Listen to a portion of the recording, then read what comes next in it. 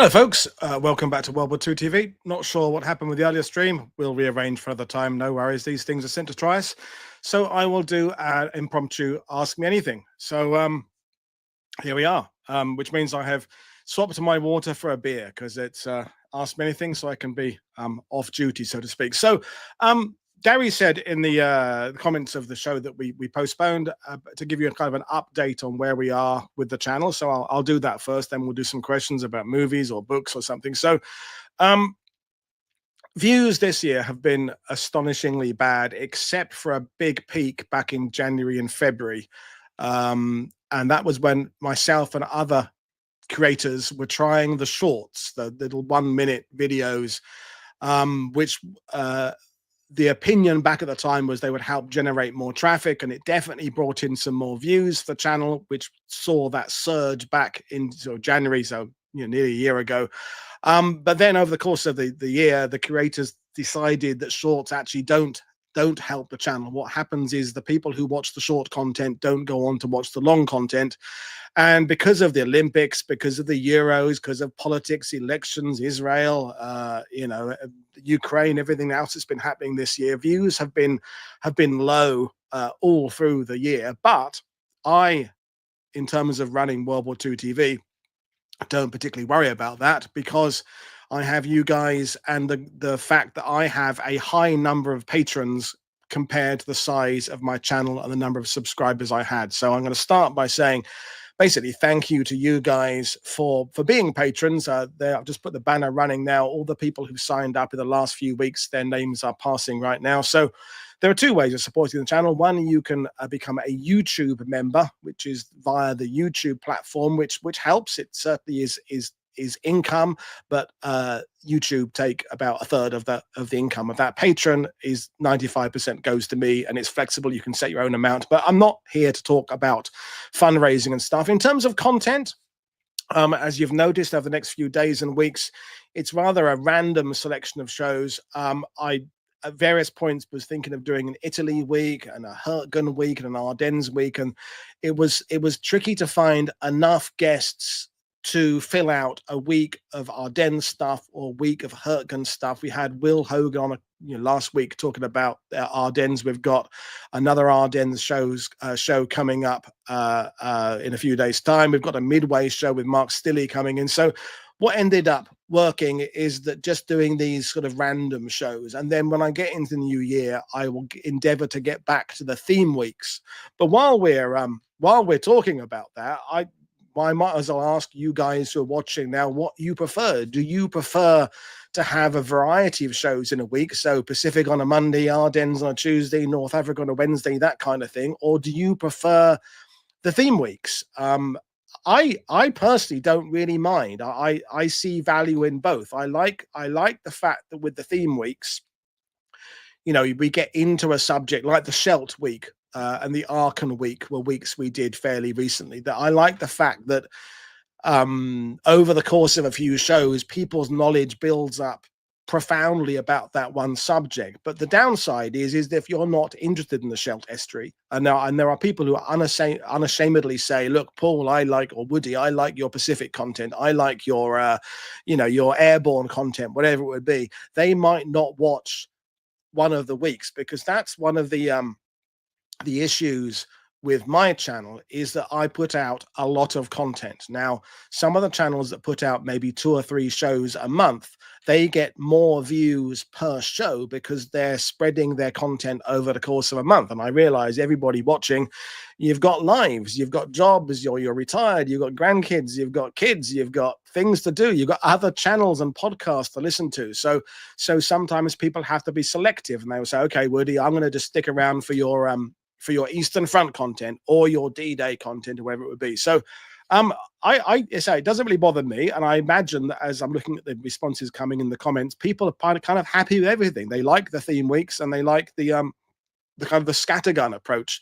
What of course happens long term is the shows end up becoming part of playlists. So the Monte Cassino show with Frank DePlanta last night adds to the Monte Cassino playlist. So people who are finding the channel new and find the Monte Cassino playlist, it doesn't matter to them whether the show was recorded yesterday or 6 months ago or even 3 or 4 years ago. What matters to them is there's all this content about Monte Cassino in one place. And that's what I'm realizing now, is that there is this database of content over the last 4 years. Actually, I got a notification.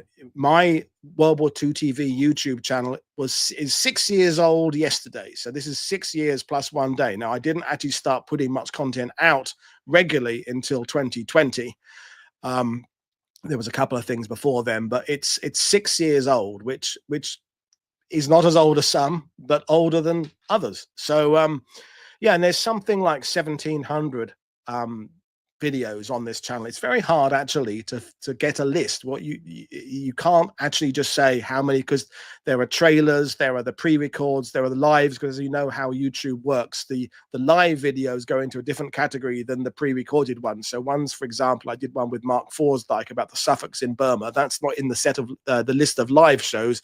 That's in the list of videos. So it gets a bit complicated, but there's about 1,700 of these videos here, which when I first started, I was considering getting to like 100 would be incredible, you know, and now 1,700, absolutely extraordinary, really, really extraordinary. And there is this database, and yet the weird thing is there are still huge areas of World War II that I've not touched at all. We've still done nothing on Finland. I've still done very little about Yugoslavia, and it's still on my list to do. I still want to do stuff about Yugoslavia.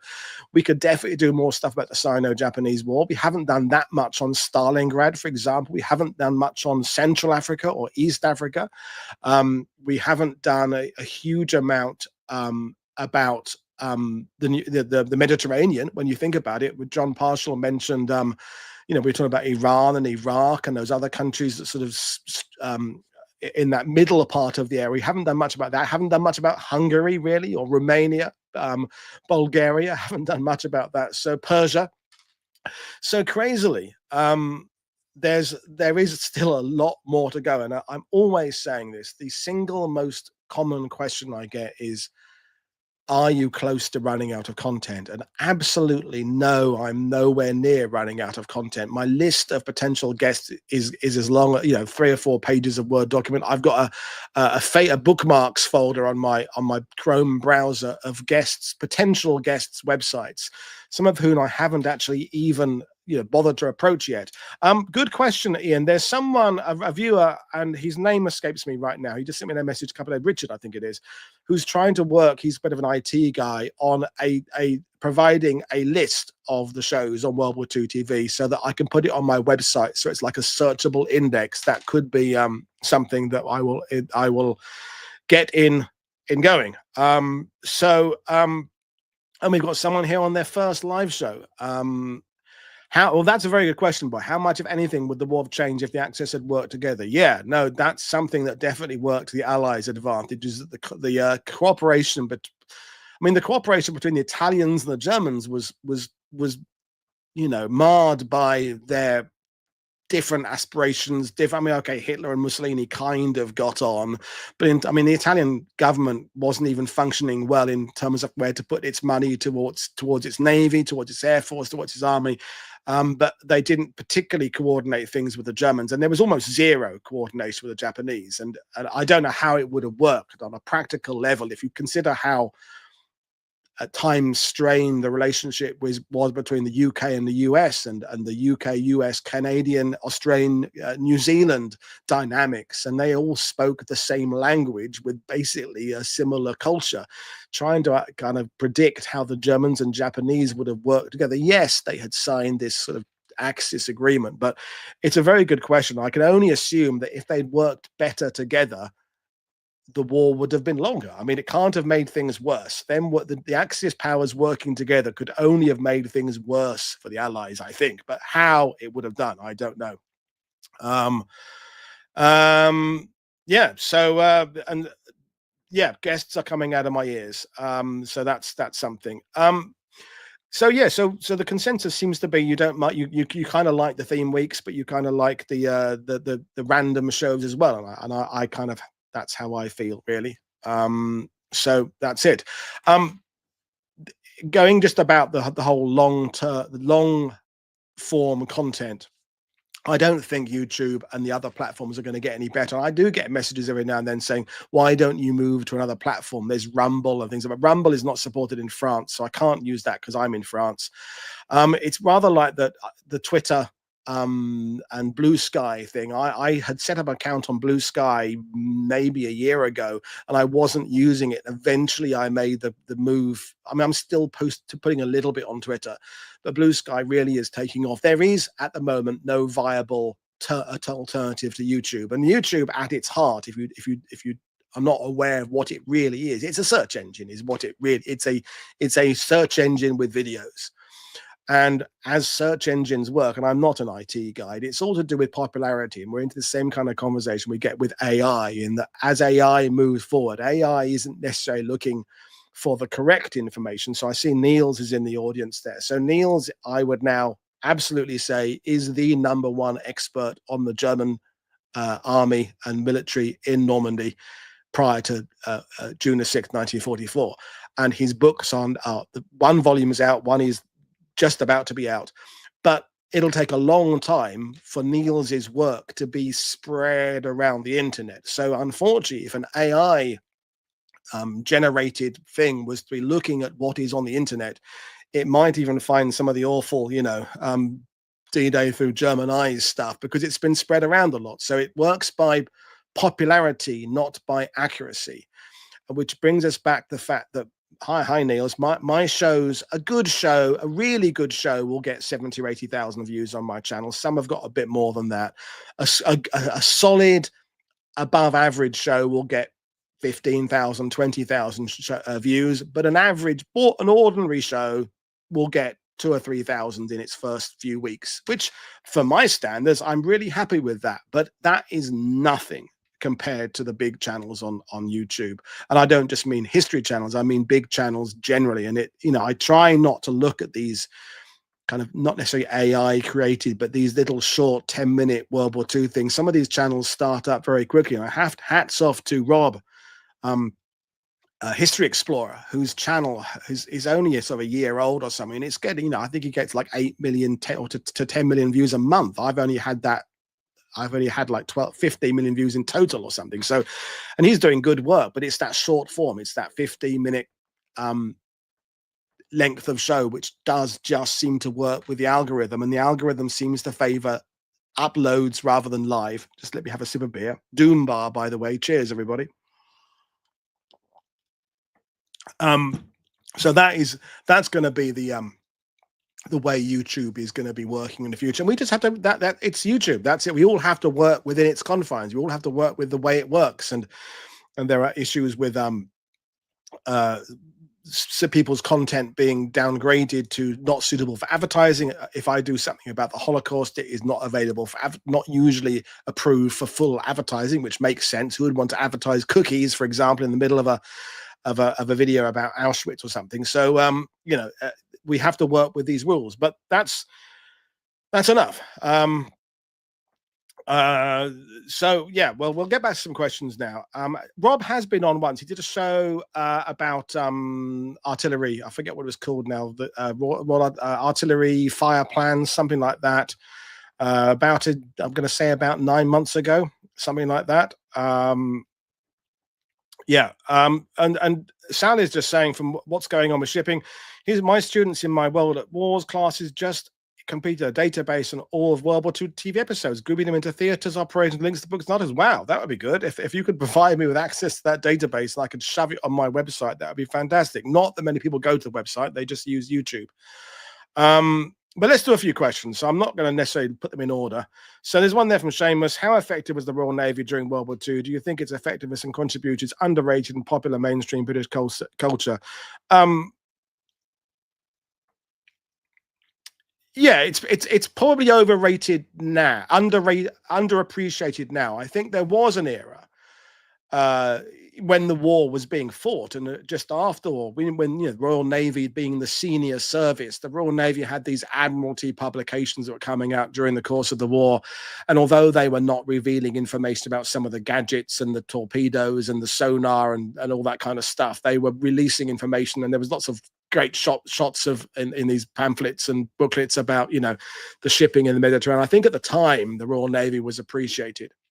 I think maybe since the war and the proliferation of books by kind of paratroopers and commandos and those kind of people writing their memoirs on the spy thing of the 50s and 60s, where everyone was writing about, you know, the underworld side of World War II. I think the Navy's contribution got kind of not forgotten, but pushed down a bit.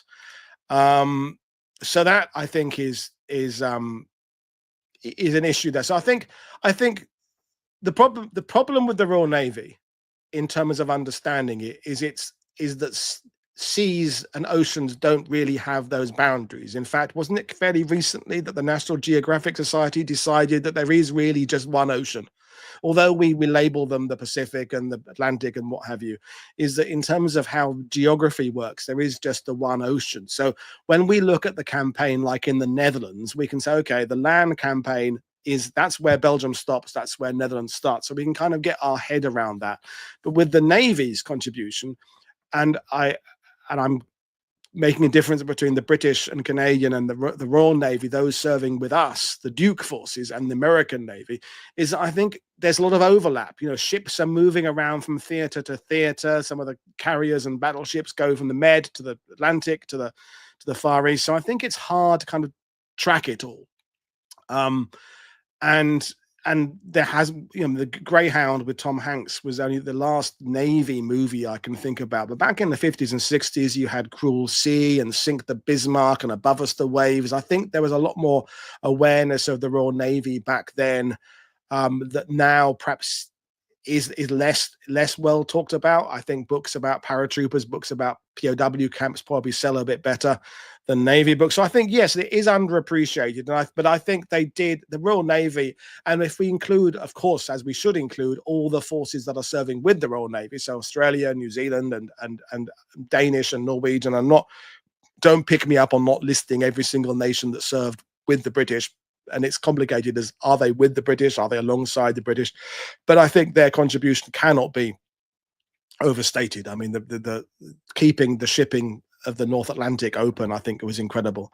Let's do some more questions. So, Norma, top 3 books on the Canadians in Normandy in your estimation. The George Blackburn Guns, what's it called? Guns of Normandy is up there. I like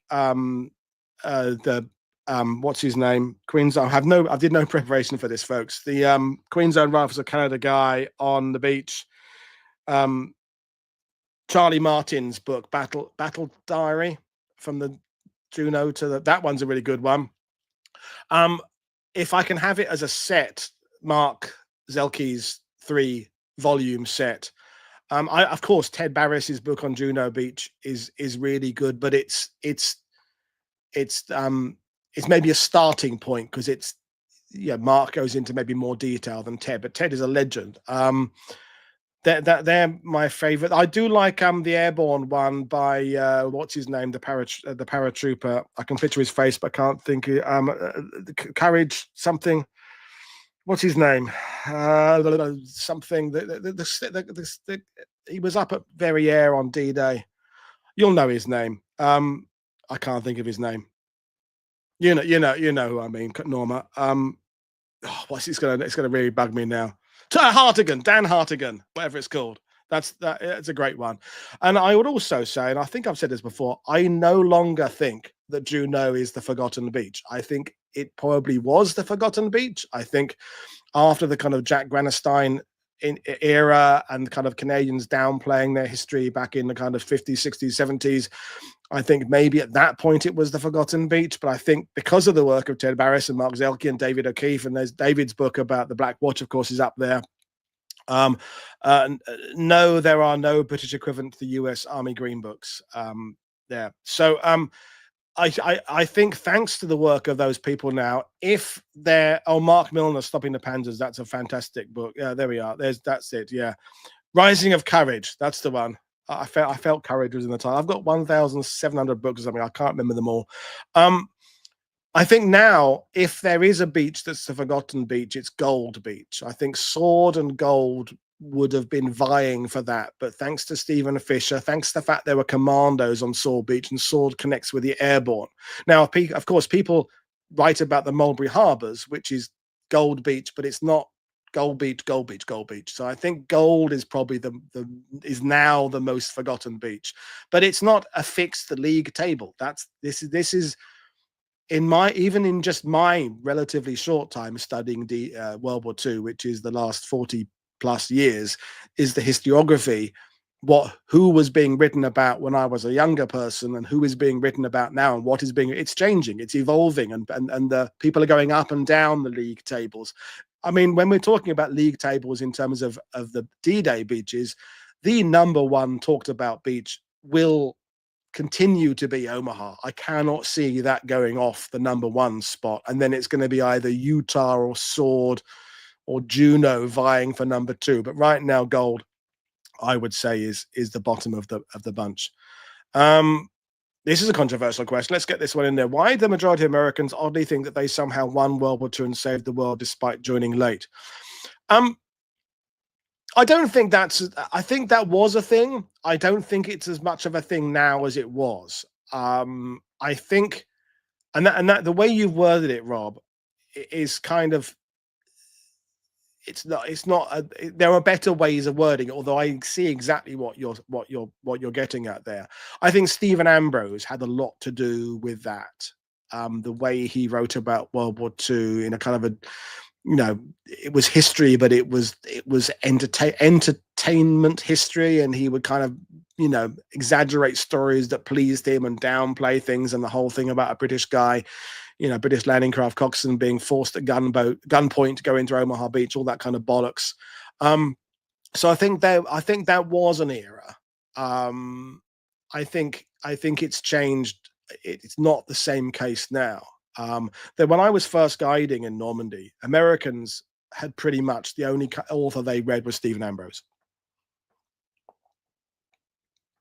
Now, you rarely meet people who read Stephen Ambrose, unless, of course, Band of Brothers. But although that is Stephen Ambrose, I kind of now count that as like a new genre, because of all the Band of Brothers books that followed Stephen Ambrose, and Don Malarkey's book and Bill Garnier and Babe Heffron's books. I think that's now a sub-genre. But I think the idea that I think there was a generation of Americans who thought they won World War II, but it's partly, if they did, it's because the Americans have been very good at telling their own stories, and very good at their veterans coming out and being proud of talking about the stories. I know from my own family, there was always it's partly humility, which is nice, but it's also partly just sort of the British and Canadians and Aussies just didn't really talk about it, and they, with some notable exceptions, they weren't writing the veterans kind of rip-roaring, we did this, we kicked ass over there kind of books. It was very understated. So I think, when was the last massive budget British or Canadian war movie? There hasn't been one. Why has there never been a movie about Pegasus Bridge, even though my mate Lance is trying to get one about Pegasus Bridge? Why has there never been one? I mean, so if there was a subconscious and maybe conscious idea that the USA had won the war, it was partly because the Americans were good at telling it, but partly because the other countries were not good at telling it. So everyone's to blame to some extent. So Roderick saying, what other YouTube channels do I follow? Well, I don't actually. I watch JD a bit. Obviously, I watch Matt and Never Mind the Damcasters. His content a bit. I watch Brad every now and then, but the stuff I tend to watch on YouTube isn't World War II. So I watch some debate stuff about religion and atheism and theism. I watch quite a lot of music videos on YouTube, but I don't get as much time. Pete is asking, am I looking forward to Series 2 of Rogue Heroes? Yes, I absolutely am. But accepting going into it that it won't be a historically accurate version of the SAS campaign in Northwest Europe, as the first series was not an accurate version of the SAS in North Africa. It didn't bother me. I'm not going to a TV show to learn about the history, I go to books and websites and etc. to learn about it. I just want to be entertained. And like with the Ministry of Ungentlemanly Warfare, yeah, sure, it took the original story and added all massive amounts of gunfire and intrigue and what's her face singing Mac the Knife in that bar in Africa and all that kind of stuff. And yeah, I loved it, so yeah, I am looking forward to it, but I will not be going into it going, oh, they don't look, they've got the right haircuts. I don't see the value in that. Even if I notice things, I don't see, they're not trying to make they're trying to entertain people. And I'm grateful that anybody's making any World War II content, so I don't get all precious about it, particularly because it's not what it's for. So is there a top book on the SAS? I mean, I've got a whole shelf on SAS and other raiding forces. I mean, Damien Lewis, of course, has written prolifically about the SAS. All his stuff is fantastic. Gavin Mortimer has written a lot of stuff about the SAS. His stuff is fantastic. There are other books about the Jedburghs and other units that I've got as well. Colonel Will Irwin's book is really good. Ben McIntyre has written about the SAS. I think Joshua, what's his name, wrote about Dunkirk. I can't think of his second name. He's written about SS. I mean, you can't go wrong with Damien Lewis's stuff. It's fantastic. There we are. The Death of Stalin is a fantastic film. Yeah, I love it. It's and you don't go into it for an accurate retelling of the final hours of Stalin's life, although of course there are echoes of truth there and real characters in it, and Zhukov played by Jason Isaacs. But anyone saying it's not an accurate portrayal, it's not meant to be an accurate portrayal. It's entertainment set in a historical environment. And there we are. Joshua Levine, thank you very much, Willie. That's who we're thinking of. So yeah, let's go scroll back and see if there's some other questions there. Mark will be on again, Darren, at some point. I don't know when exactly. He contacted me not that long ago. He's got a presentation, and Monique Taylor is coming on to talk about gliders in Burma, mostly from the American point of view, but also touching on other things. This is a good question, Pete. The Normandy beaches to tour by. What is a must-see? Very, very briefly, there's must-sees that make sense without prior knowledge, and there's must-sees that only become must-sees if you're there with someone who can explain what it is. In that there are places I could take you to, Pete, and I'm too busy. Whenever you're coming, I'm too busy. I just don't do much guiding now. That you would not know about. You'd just cycle right past it, but I would have you spellbound about what happened in that field or running up that street towards that crossroads, wherever it would be. But if you're on your own and you haven't got that prior knowledge, you kind of have to stick with the things that are laid out for you with information panels, with museums. And so I kind of get annoyed. Annoyed is a strong word. When people tag me in on social media and say, oh, my friend Jim is going to Normandy. What site should he go and see? Because, as I said, what I would take someone to and where people would get value out of going on their own are very different things. It's like the Falaise Gap. There are places I can take people to in the Falaise Gap, and some of you who've been on my tours, the place with the thing in the tree. Let's not say what that thing in the tree is and where it is, but there's a thing that I point out to my groups in a tree that people go, oh, wow, but you'd never find it on your own.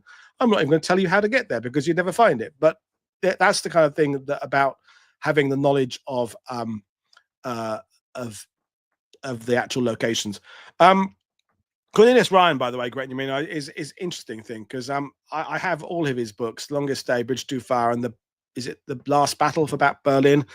And I think they all hold up to some extent.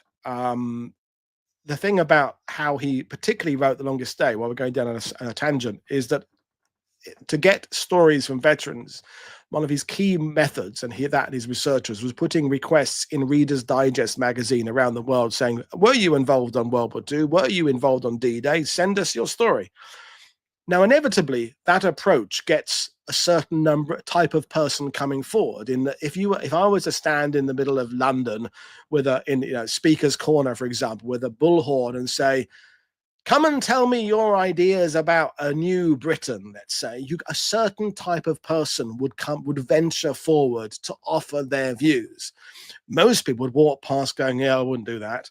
And I think when he did the second books, Bridge Too Far, the success of the first book, he got a wider range of veterans contacting him. People were nudging their granddad, well, they would have been their dad, their fathers and uncles and mothers and things, saying, oh, you should write off and say what you do. Oh, I don't want to do it. I didn't do very much.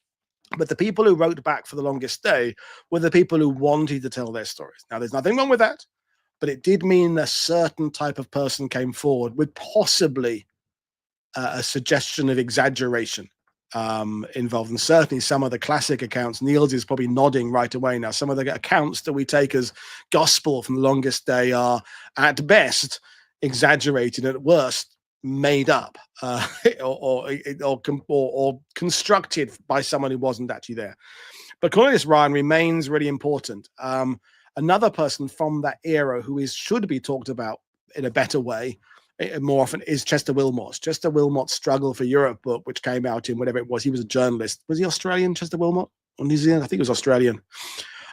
Is a really important book, but he started some of the things. Niels is nodding. Niels, these certain things that, because they're journalists, they were war journalists. Cornelius Ryan, Chester Wilmot, they were journalists. They're always looking for stories. They're looking for the way of making things stand out. So they started saying things like, all the kids, all the people in this German division were kids, or they were all old men. And these things were kind of statements they were making. Yeah, John Steele, Foxtrot Romeo, things just kind of to make their little articles sound buzzy, but then they became referred to as absolute facts. And you dig below the surface and realize that it's these labels that we've talked about a lot on this channel, a unit being labeled elite or useless. A lot of that original writing that where these units got these labels was from a kind of a journalistic approach. And I don't know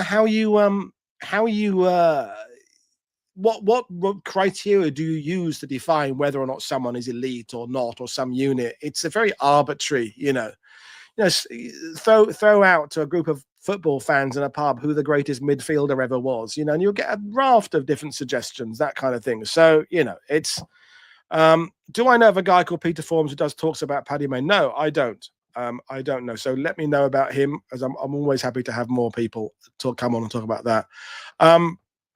Let's go back and have a look at some more questions there. And while you're talking, I've got to scroll back through an interminable number of questions. So here's one. Does Paul have any advice for amateur historians who would like to make a career out of military history interest? Anything you do differently if you do it again? Well, I mean, the obvious thing to say is don't. I mean, I don't mean it that way.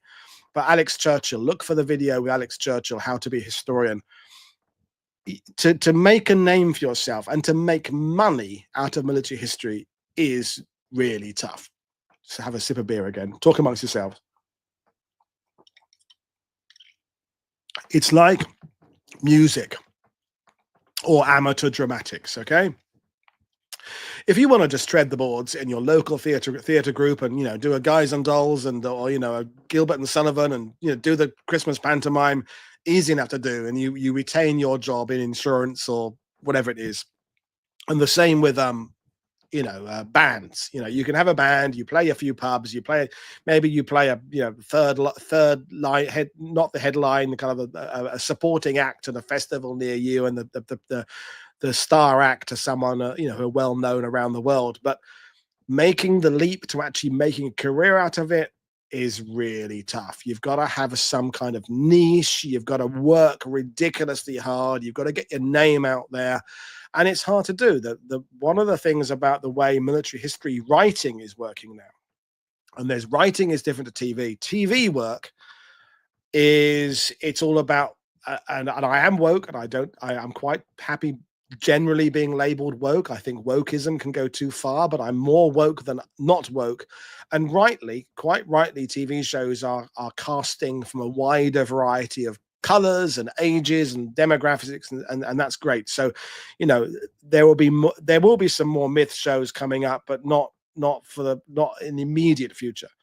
So quite rightly, they will want to have a raft of historians. So you won't get documentaries being made by Channel 4, BBC, where people like me, not even me, I'm I'm kind of funky in some ways compared to, you won't get documentaries made with just people like Robert Lyman, Philip Blood, John McManus, those, because that they're all white men of a certain age and indeed sometimes class.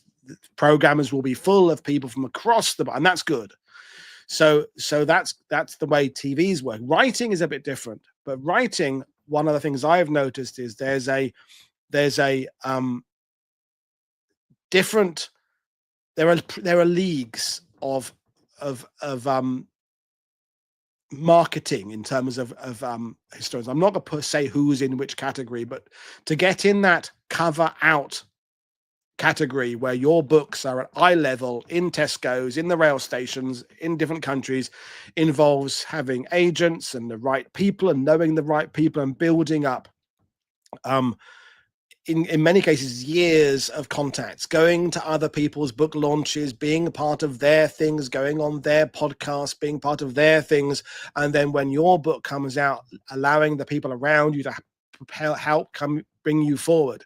A new author coming out who wants to write about, you know, the battles in Italy or the SAS or prisoners of war camps, you know, the publisher's going, who are you? You know, the people are doing it, but they're doing it in a kind of in a discreet and generally not full-time manner. Andrew Chatterton at Chats, who many of you know, he's been on the channel I think twice. He's just signed the deal. He announced it on Facebook early today that his new book about 4 of the auxiliaries, so the special kind of elite home guard, I'm using the word elite I don't like, who ended up being involved on D-Day. He's got the publishing deal for that, but he's got a job outside of that. He's not relying on military history to earn him his crust. He's selling books. He's doing very well in the sense that people are reading his books. They're recommending his books, but he's not anywhere near making a career off it. Yeah, Mike, let's do some Omaha Beach episodes. We were going to do what were we going to do? We were going to do WN65 or something. Let's do that. Yeah. John Parcel is not making money out of military history. He doesn't get paid for being on my channel. He doesn't get paid for the other channels he goes on. He's taken him 12 years to write his 1942 book. He has another job. He has a real job that earns him money. And that's how most of the historians are doing it. In that they don't have to rely on it. So it's hard to if I can find someone to talk about destroyers with knowledge about it, of course, yeah, it's about finding a guest. So yeah, I would never suggest going in to military history unless you're really, really prepared to do an incredible amount of work, get in young, and just kind of press the flesh, know how to do the rounds, and you have to put yourself out there. You have to have. It's all very well writing a fantastic book, and I get brilliant books sent to me all the time by brilliant historians, but they don't necessarily have the skills of marketing. They don't think they're worthy of getting an agent. They're not good at pushing themselves forward, and I'm not very good. I've had to teach myself to be better at it. So you know,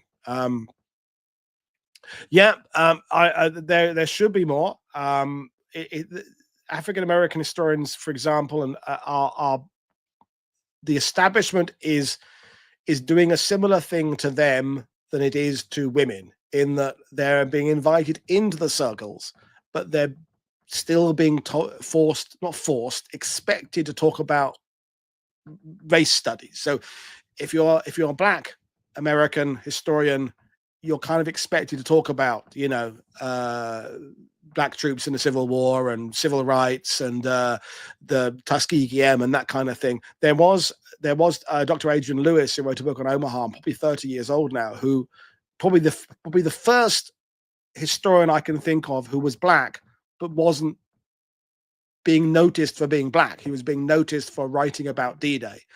But generally, they're still being, yes, come into the world of military history, but stick to writing about race. And sometimes because that's what they're interested in, that's what they've studied. Is the same with women. Women who are getting into history are kind of still being expected to talk about gender studies, SOE agents, Rosie the Riveter, Home Front, Women's Land Army, and it's not quite yet accepted for women to just come on and talk about Sherman tanks or tank destroyers or artillery. It will change. but it's going to take a good example, take a good um, initiative. Yeah, Cameron Zinzu is writing about the French society, and Cameron has got French ancestry and connections, and so he's doing some stuff. I'd love to get to New Zealand. We are actually thinking about it right now. Mag wants to go somewhere warm for at least a week next year. So I would love to do that. Yeah, well, let's see how it were. How close were the Germans to defeat? They weren't. The Germans were nowhere near close to defeating the British in the Battle of Britain. That is one of the myths that won't go away. The British had an incredibly effective, very well planned air defense system that included the radar, the observer corps, the systems, the control rooms, the plotting tables, everything else, the mechanisms in place. And even though the Luftwaffe in principle outnumbered the RAF, the system was always going to come through in the end. The Battle of Britain, like the Battle of Atlantic, was, despite what the movie says, it comes down to like they're just one more attack on one more airfield and the Royal Air Force was done for. It just isn't the case. More modern scholarship on the Battle of Britain has poo-pooed the idea that the British were, or the Allies were ever likely to lose the Battle of Britain. And Sea Lion, the German invasion, was just never going to work. How do I screen my guests? I mean, I kind of don't really. Another sip of beer. Hang on. Talk amongst yourselves.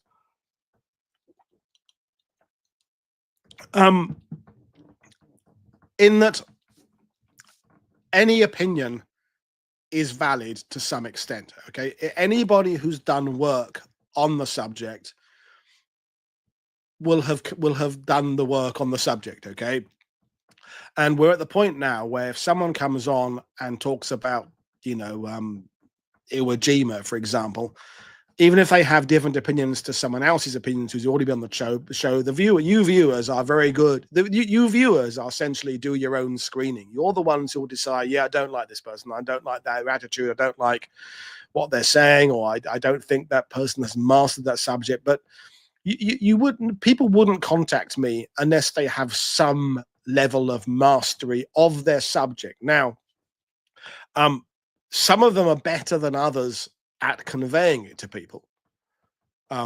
We all know that, but I'm never put off someone who is not quite as, you know, we can't all be Dan Snow. We can't all be, you know, a natural in front of camera. I'm quite good at it because I've spent 20 years doing battlefield tours where you have to stand up and talk in front of it. I was painfully shy in my teens and 20s. So I don't have a point. You can tell when sometimes I'm having to lead a guest through it a bit, and other times they just come on and I don't even need to be there. You know, when John McManus is on, I could go and do the washing up. You know, so I don't really screen my guests. Every opinion is valid. Sometimes I will ask them to talk about a particular aspect of it. There's an area I don't think I want them to go into, but I don't screen as such. There are people no one who's ever I have a couple of people who have contacted me. I've just immediately said, no, this subject is either too niche, or someone had a really whack job conspiracy theory about something. I forget what it was now. It was something to do with radioactivity and people getting superpowers or something like that. I was like, no. But it's not really an issue. What were your opinions of the Chindits? Were they worth the effort, resources, and lives lost? That's a tough one.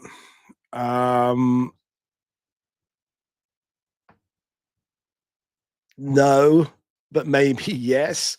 I mean, the thing about the Chindits is like everything else that came out of World War II, like airborne forces, like landing people from canoe, and all those things that were developed, code breaking, and well, code breaking existed before, but you know what I mean. They all go on.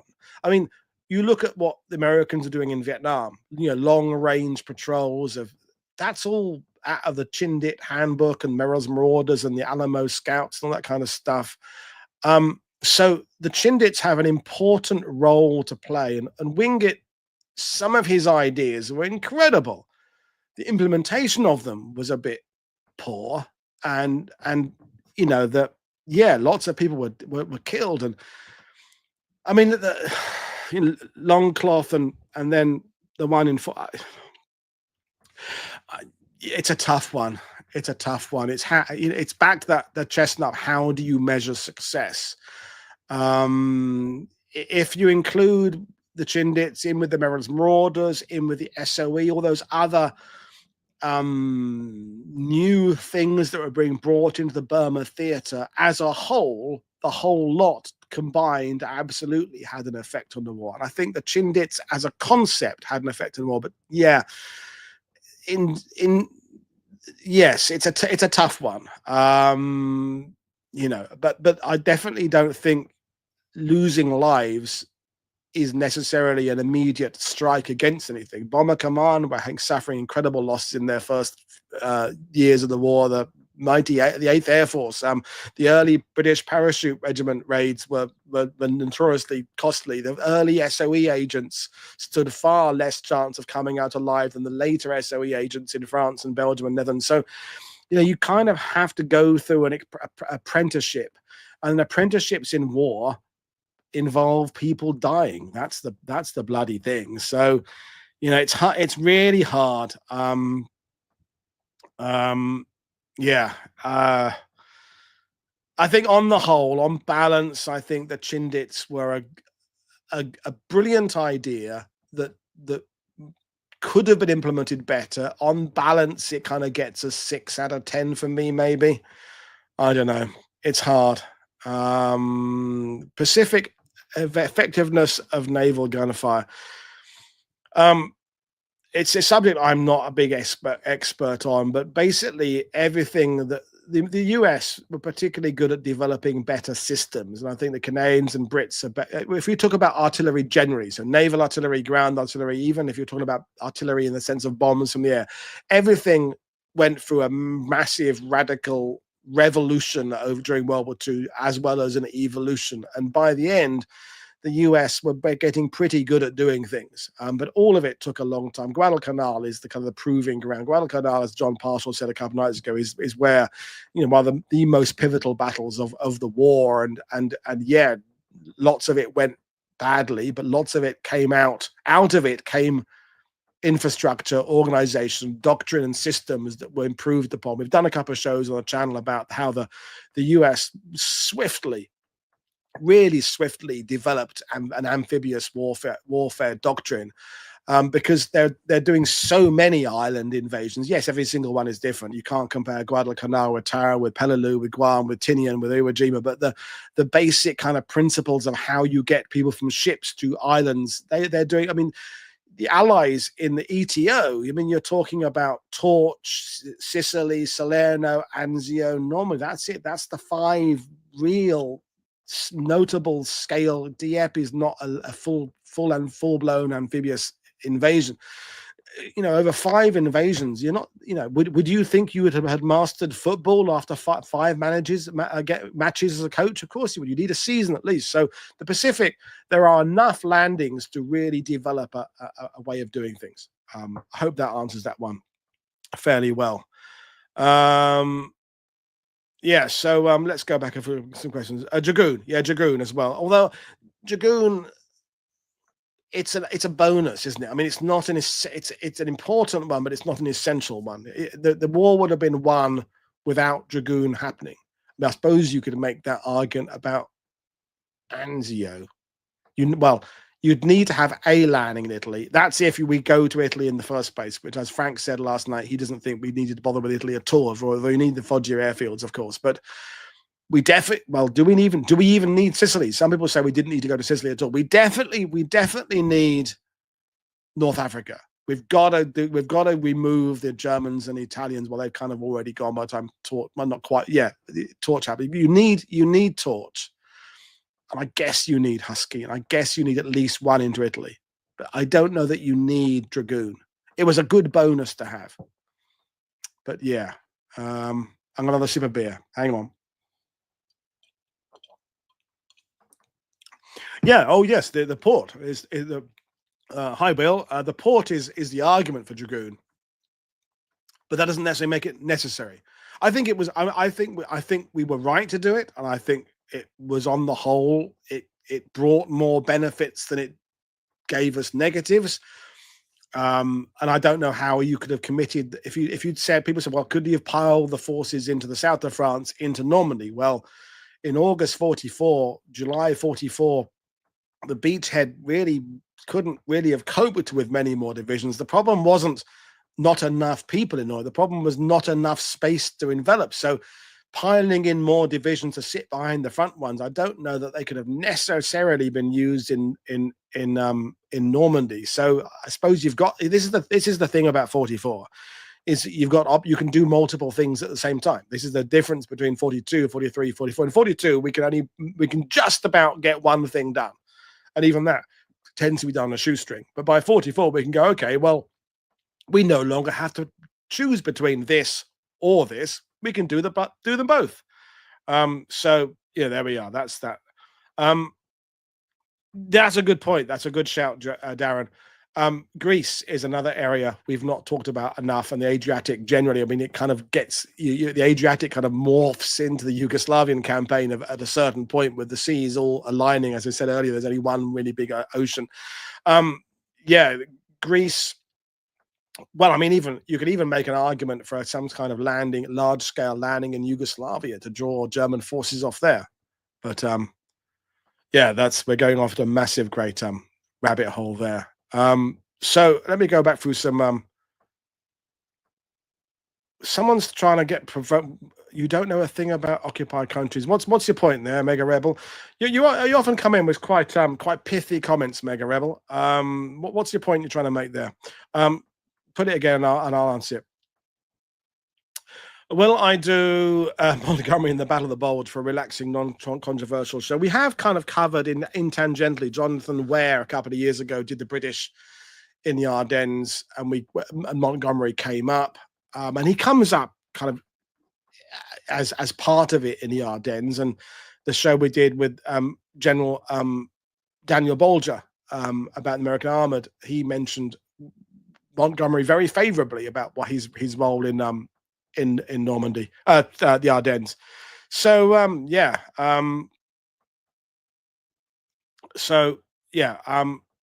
the Adriatic doesn't have the ports, and the terrain in the Balkans sucks. Yeah, but the fact the terrain sucks.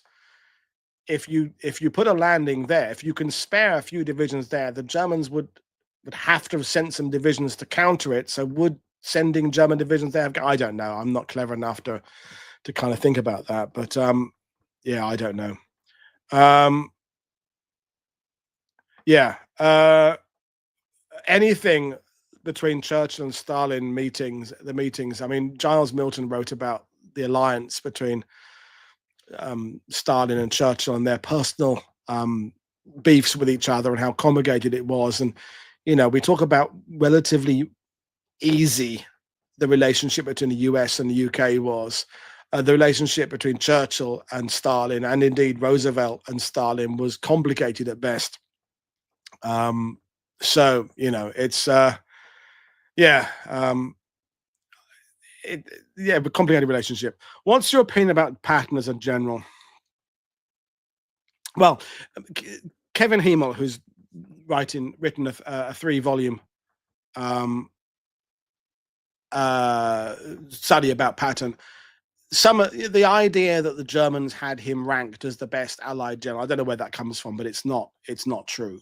That the Germans didn't have any particular belief that the Patton would be heading up Operation Overlord or anything like that. So, so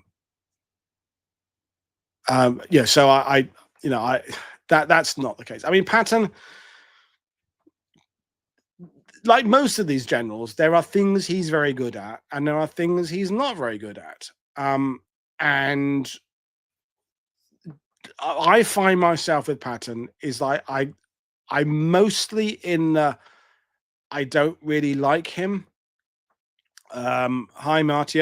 But there are sometimes there are things he does, and you go, well, that's pretty good. And then he does something else. You go, what the fuck? The whole rescuing his son-in-law from the camp. I mean, we did a show on that. I mean, that's just ridiculous. You send a column of half-tracks off to get people out of a camp, but there aren't even if you get there, there's not enough people. There's not enough space in the half-tracks to bring the prisoners back. So What the point? What was the point of that? You know what? I mean, that that that alone is my biggest black mark against him. Is that whole task force, whatever it was.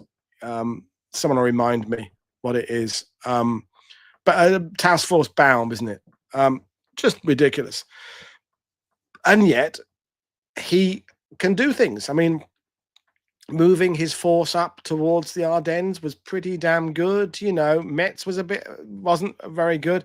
O'Connor is definitely underappreciated. And you know, if we're going into the pattern, we're talking about Montgomery now. The problem with talking about Montgomery is the obsession about talking to Montgomery is we don't talk about all these other people below him, Bucknell and O'Connor and Pip Roberts and all these other divisional and corps commanders who were Horrocks even. You know, we don't even talk about Dempsey enough.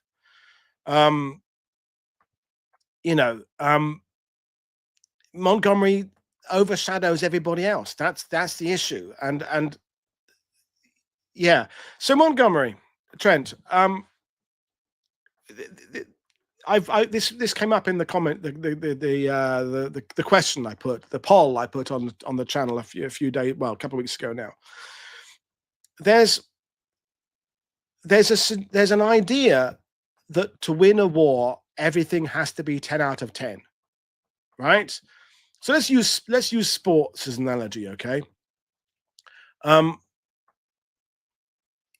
You have these incredible flair players that come along once in a generation. You know, in my generation, you know, people like, well, even George Best, Phil Blood in the audience there remembers George Best, and later than that, Dennis Bergkamp, Glenn Hoddle, those kind of people who, in the modern era, Messi and Ronaldo, you're 10 out of 10 performers. But actually, more football matches are won by having 11 players who get 7 out of 10 every week. One player doing 10 out of 10 doesn't necessarily win you things. You could argue that Ronaldo won the champion, whichever year Portugal won. Kind of Ronaldo did it on his own, but that's going down a tangent. So Montgomery is not a 10 out of 10, right? Can we all agree that Montgomery doesn't really get 10 out of 10 in anything, in any category in World War II? But he didn't need to get 10 out of 10.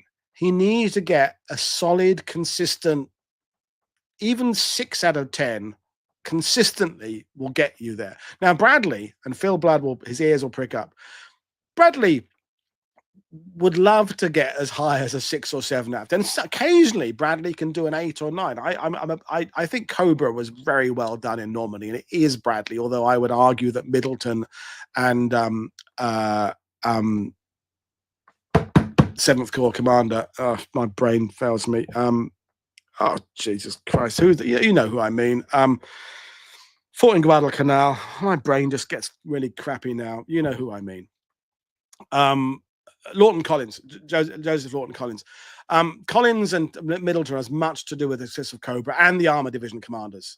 But Bradley does well there. But Bradley absolutely fucks up other campaigns. So Bradley sometimes gets a 2. Or 3 out of 10 at best. Phil probably wouldn't even give him a 1 for the Aachen.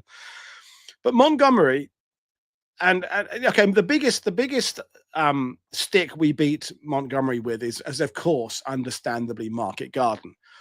But that's not that's not just him. Market Garden, you have to bring in Eisenhower, you have to bring in Brereton, you have to bring in the divisional commanders below him. If it didn't go right, but it can't all be Montgomery's fault. Whereas other things that generals do it's all that Truscott should get a 9. Yep. Eichelberger would get a 9. Simpson would get a 9 from me, maybe an 8, maybe a 9. So Montgomery didn't need to score 10 out of 10 to win us the war. He just had to hit 6 to 7 out of 10, and like, you know, does that make sense? Like, the Sherman tank isn't the best tank, but it does what it needs to do most of the time. It's more or less a match for most things it's going to come up against. It's not the best, but it doesn't need to be the best. sometimes the best. I mean, if the Tiger theoretically, to some people's standards, is the best tank of World War II, but there aren't enough of it. So of enough of them, so it can't be the best because it's not reliable either. So MacArthur should get an 11, 11 out of 20 maybe, but he wouldn't get an 11 out of 10. I would struggle to give MacArthur more than like a 3 or a 4. So there. I mean, the Tiger wasn't rubbish. The Tiger, in an ideal world, if it's working properly and everything's working, the Tiger is a battle winner theoretically. In a video game environment, a Tiger should be able to take out a Sherman 9 out of 10 times, right? But wars aren't fought in video games. Wars aren't fought with one against one. They're fought against armies with doctrines, and so the Tiger doesn't need to, 11 out of 30 for MacArthur there. So we're going off on a big tangent. But yeah, I'm not. Montgomery was a dickhead. I mean, in personal personality wise, he was a bit of a dickhead. I mean, that's an understatement. But I think he pretty much did. The big question is that who could have done what Montgomery did? I think we've said this before on the channel in an AMA. Who could have done what Montgomery did in the ETO? Now, my favorite British commander of World War II is General Bill Slim of the 14th Army. But taking him away from, except Lance, the time is when a Sherman could knock out a Tiger on its own. That's a theoretical. Yeah, you need 5, but there are occasions when look up the Battle of Fontenay-le-Penel. Look at Sergeant Dring in the Sherman Ray. He was on his own in a Tiger, in a Sherman, a regular Sherman, not even a Firefly knocks out a Tiger. It's not an exact science, this. So Bill Slim was fantastic, right? But let's say Bill Slim is taken away from the Burma to go to be in charge of 21st Army Group for Normandy. What a waste. He's good out there because he understands the culture. He speaks various languages. He speaks Hindi and he understands how the Sikhs are. He understands Gurkhas, all that kind of stuff. So exactly.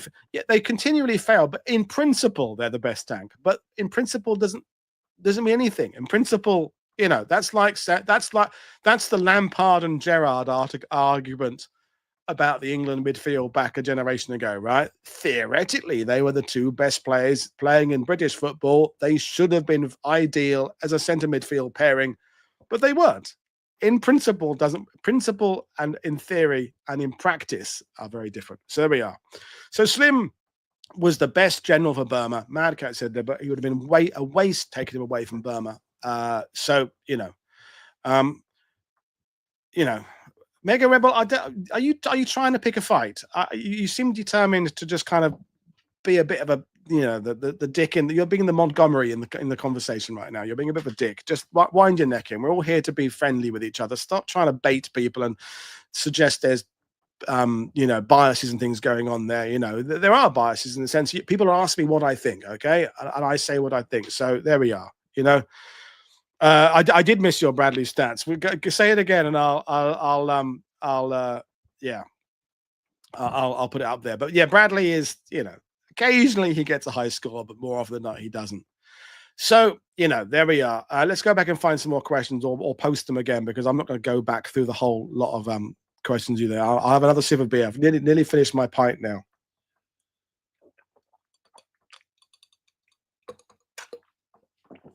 There we are. That's the lot going on there.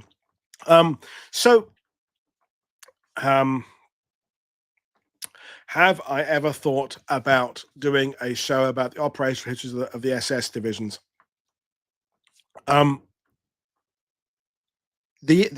is I have to be careful doing too much content about the SS.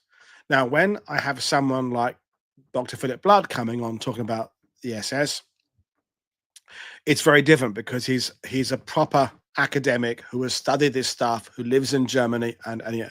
So, but if I do too much SS stuff, I might start to be perceived as one of those channels that's always talking about bloody Panther tanks and King Tigers and all that kind of stuff. So I have to be fairly careful about doing too much stuff about the SS. So if the right person came through, yeah. But so World War One TV, briefly, Andreas. I'm as I said at the beginning of this show, views have been down across the board. So putting a huge amount of effort into World War One TV would not, in some ways, pay the dividends that this is working. If it ain't broke, don't fix it.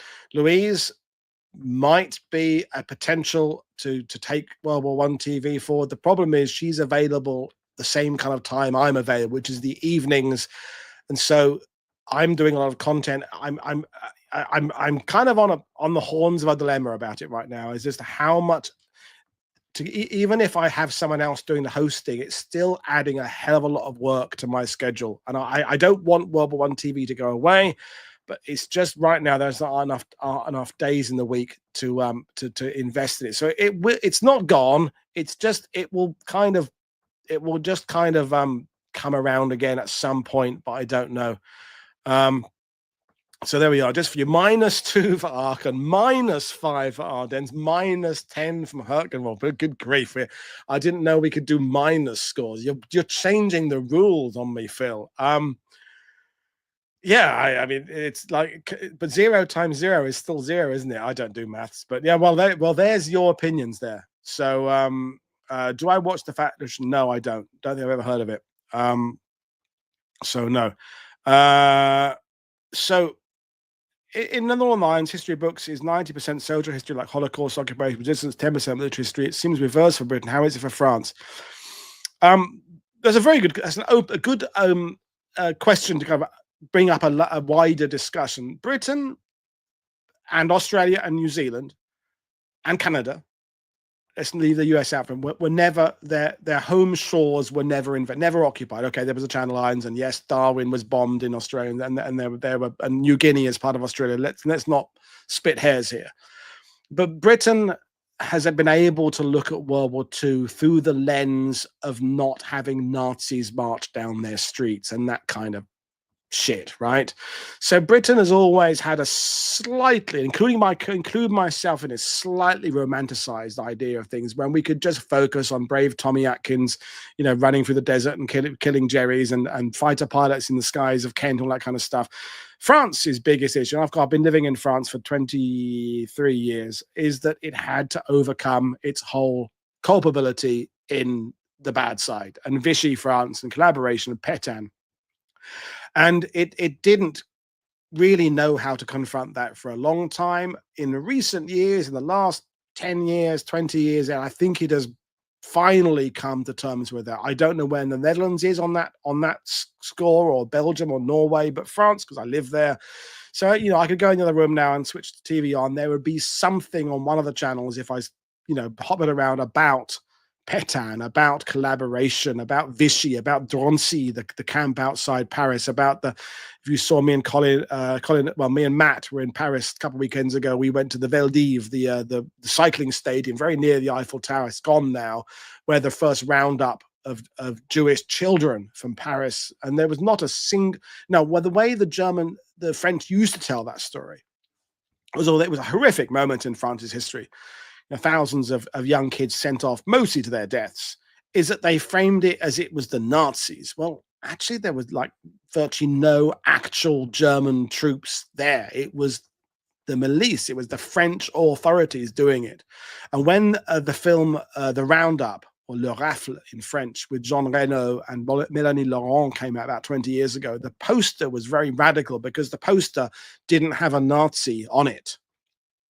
It had the baddie on the poster was a French, I think it was either gendarme or a milice. And France has kind of accepted that now. They've accepted that. The museum has now said, you go in there and say, France was guilty of collaboration. Not the whole of France, not all French people, but as a government, the Republic of France was, surrendered, and it did a deal with the Germans, and you had the occupied zone so France teaches everything now. France teaches about the liberation. It teaches about the Holocaust. It teaches about its own history now, and it's kind of embracing it. Okay, so there we are. it is what it is. Philip Blood saying, "Where did we confront the reality of the war in Europe, while Britain often struggles to comprehend?" That's a very that you've said it better than I can say. You know, France has had to understand its role, as Belgium has, as the Netherlands has. You know, and the Netherlands provided volunteers for the SS, like France did, like, like the other countries did, and it's all, and there's resistance, and it's the complexity of it all that is fascinating, and what we need to be moving through to understand. I don't know much about how France Indochina is somewhat of a forgotten kind of chapter to some extent. France, because the whole Indochina thing is it's much more recent history. You're dealing with Algeria getting its independence, and France losing it, like Britain did, losing its colonies, rightly so, in the 50s, 60s, and the wars there. So that's more recent history. So yeah, let's not go there. Let's look at someone asked me about my book, where I just saw that question a minute ago. How is my, just saw it there a second ago. Someone said, how's my, yeah, there we go. Grant said, how is my own book progressing? I'm still at the gathering of sources stage. What's happened, and it's a good thing, is that people are still seeing the plea I did 6 months ago, more than that now, saying I'm looking for information. So Scott, or Ziggy, who was on the October tour, those who are on the October tour, he lives in Switzerland. He's been getting me all sorts of German archives and translating them for me, which I didn't know I was going to get. Now, I don't know how many of them will be a major part of my book, but they're there. He's putting that stuff together. So I'm not going to start. I've written a couple of sample chapters of things I don't think will change very much, but I'm not going to start the writing process until I've finished compiling sources, because there's no point, getting 100,000 words done and then someone come forward with something else that goes, oh, there's all that bit you have to think about. So I'm a bit behind, because that's the issue of running this, and I've got 2 stepdaughters, and I've got Mag, and I've got things to do, and yeah. So I'm a bit behind where I should be, but it's working. So Martia, the book I'm working on, it hasn't got a title yet, and that's another big issue of what the hell I'm actually going to call it. Well, blimey, I've been talking for an hour and a quarter. Good grief. I hadn't realized it had gone so much. It's basically about the Battle of La Haye-du-Puy in Normandy, which is a crossroads town, kind of at the bottom of the peninsula. It's kind of west of Carenton, north of Lessay. We're talking about the first week of July into the second week of July. It's sort of a very untold story. The 90th Division lost about 4,800 guys, killed or wounded over 2 or 3 days. 79th Division people lost 2 or 3,000 people over 2 or 3 days. The 82nd Airborne Division basically had to be broken up as a division, go back to be rebuilt in time for Market Garden, because they suffer so many losses there. There's tank destroyer units doing stuff. There's cavalry groups there. Cavalry coming, 106th Cavalry coming down the west coast. Bill, you'll like that. There's a lot to say, and basically, as you asked, the core point I'm trying to make is that our narrative understanding of Operation Cobra is that Operation Cobra is the continuation of the Battle for Saint-Lô. And I'm not saying that isn't the case. I'm saying the Battle of La Haye-du-Puy is quite possibly more significant to Cobra than the Battle of Saint-Lô. Operation Cobra begins on a start line, which is the road that runs between Saint-Lô, kind of bottom right, to Lessay, top left, and Perrier is along that road, okay? And that's where the start line of Operation Cobra was. And I'm going off and down a big rabbit hole that wasn't necessarily going to do. So Cobra begins, as you know, 24th, 25th, 26th of July is when Cobra, it had to be delayed 24 hours, blah, blah, blah. Now, when Bradley sat down to kind of write draw up the plans for Cobra, it was July the 6th, I think was the date. But on July the 4th, so Independence Day, where he had been, where Eisenhower had been, wasn't in the San Lo sector. The San Lo sector had stagnated a bit. The advance for San Lo began again on July the 17th, 16th possibly. And Bradley and Eisenhower were up in the La Haye de Puy area looking at what was happening for these hills. The French call them the Cinq Monts, the 5 mounts.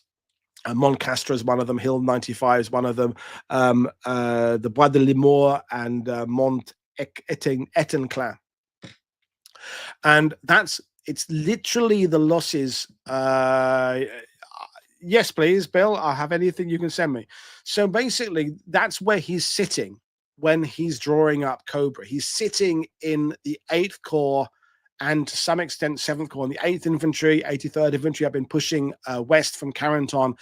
And the losses there, now I'm not going to find a smoking gun. I'm not going to find, I'd love to find, thank you very much, Roderick. I'd love to find a memo that Bradley writes to someone on July the 5th saying, "Dear Ike, the losses near La Haye de Puy are just causing me massive great migraines. We need to do something. I'm going to call it Operation Cobra. Let's get it done." I'm not going to find that.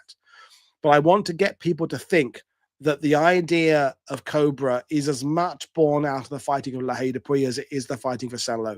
That's basically my thrust. And even if people disagree with me, and they might, it doesn't take anything away from the actual notability and notoriety, the sexiness, if that's not a weird word to use, of the account. I'm starting it with an incredible visual. Shall I read you a bit? No, I won't. No, I was going to read you one of my bits of my first. Maybe I should. Maybe I will. I'll read you the first opening. This is just a draft. I'll pull it up while I'm talking to you. Just talk amongst yourselves. This is a draft. It's going to go through lots and lots of changes. Okay. I'm going to just bring this up and I'm going to read you the first couple of lines. This is exciting, isn't it? Is it exciting? Just read a tiny bit of it there. July the 10th. They had barely made it off the steep wooded slope descending from the east of Hill 122 across the sunken lane and into the wide open fields beyond, before the 4 lead M4 Shermans of the 712th Tank Battalion came under heavy and accurate German anti-tank gun fire from their front right. One M4, commanded that day by Lieutenant Harlow Jack Shepard, immediately got bogged down in a patch of marsh and lost all traction, unable to push forward. He grabbed his radio mic and called his commander, Lieutenant Jim Flowers. "I'm stuck back here. What do you want me to do?" "Well, hell," replied Flowers, caustically, "you've still got your tank gun. Pour 75mm gun and support my advance." As Flowers' tank roared past the grounded Sherman, it was struck in quick succession by 2 shells. The first hit but glanced off. The impact was a close call, knocking out 2 of the gunner's teeth. His face was pressed against the periscope as he surveyed the fields ahead for signs of danger. The second cut straight through the side armor, tearing off the front part of Flowers' right foot. Bursting into flames, the crew had seconds to jump to safety before they would suffer a horrendous death in the now engulfed tank. From outside the turret and with his Thompson slung over his shoulder, Flowers reached back in to pull out Rothschlag, whose face, bloodied from the loss of his teeth, was now beginning to burn. The 2 crewmen, now both badly scorched, stumbled back to a hedgerow. That's the first paragraph of the prologue in its draft form, okay? So this is how it starts. So if anyone's thinking, they're not glowing, I'm reading, Terry. If anyone thinks this is going to be a very dry and a company kicked off at 1000, it's not going to be that. It's going to be in the Stephen Fisher, James Holland kind of style of gripping page turning. I got a great account by a couple of French people who are involved in living there. I got some great accounts by a couple of Fallschirmjäger guys who were there. So that's what it's going to be called. Yes, you can review it when it comes out. I'll let you have it first, Marcia. So that's where I'm going with it. Okay, so that's the prologue, and it's going to talk about the bombardments in June. I've got some great accounts of French. It's going to be a 360 degree account in that I'm incorporating the Germans to some extent, the French to a great extent, because I live in France. I love the book. One of the conditions of when I get it published is I will want there to be a French edition, and lots of American accounts, and with maybe 12 15 central characters who take it. It'll be kind of, it won't be PCA size, definitely not. I love PCA to bits. His books are too big and too unwieldy to get the mass popular appeal. It'll be Damian Lewis, Alex Kershaw, Phil Blood, James Holland kind of length. Okay, so yeah, and it, I just, the reason I'm doing it is because I was taking tours there, and anyway, so that's what I'm going on that. So there we are. I will bring things to an end in a minute because I need other beer in a minute, and so find me a couple other questions, and then we'll go back. There are lots of questions back there, but I'm not scrolling back for an hour and a half to find more questions. So to answer your question, I'm still going through sources and just trying to make sure that it'll be a good read. That one of the advantages of doing what I do for a living is I'm sent lots and lots of books, both hard copies and PDFs, and there's some brilliant stuff being written, but there's also stuff being written that is great history, but not so well written, just not very well edited, not too much information. And someone asked about whether or not, let me go back for some of the questions.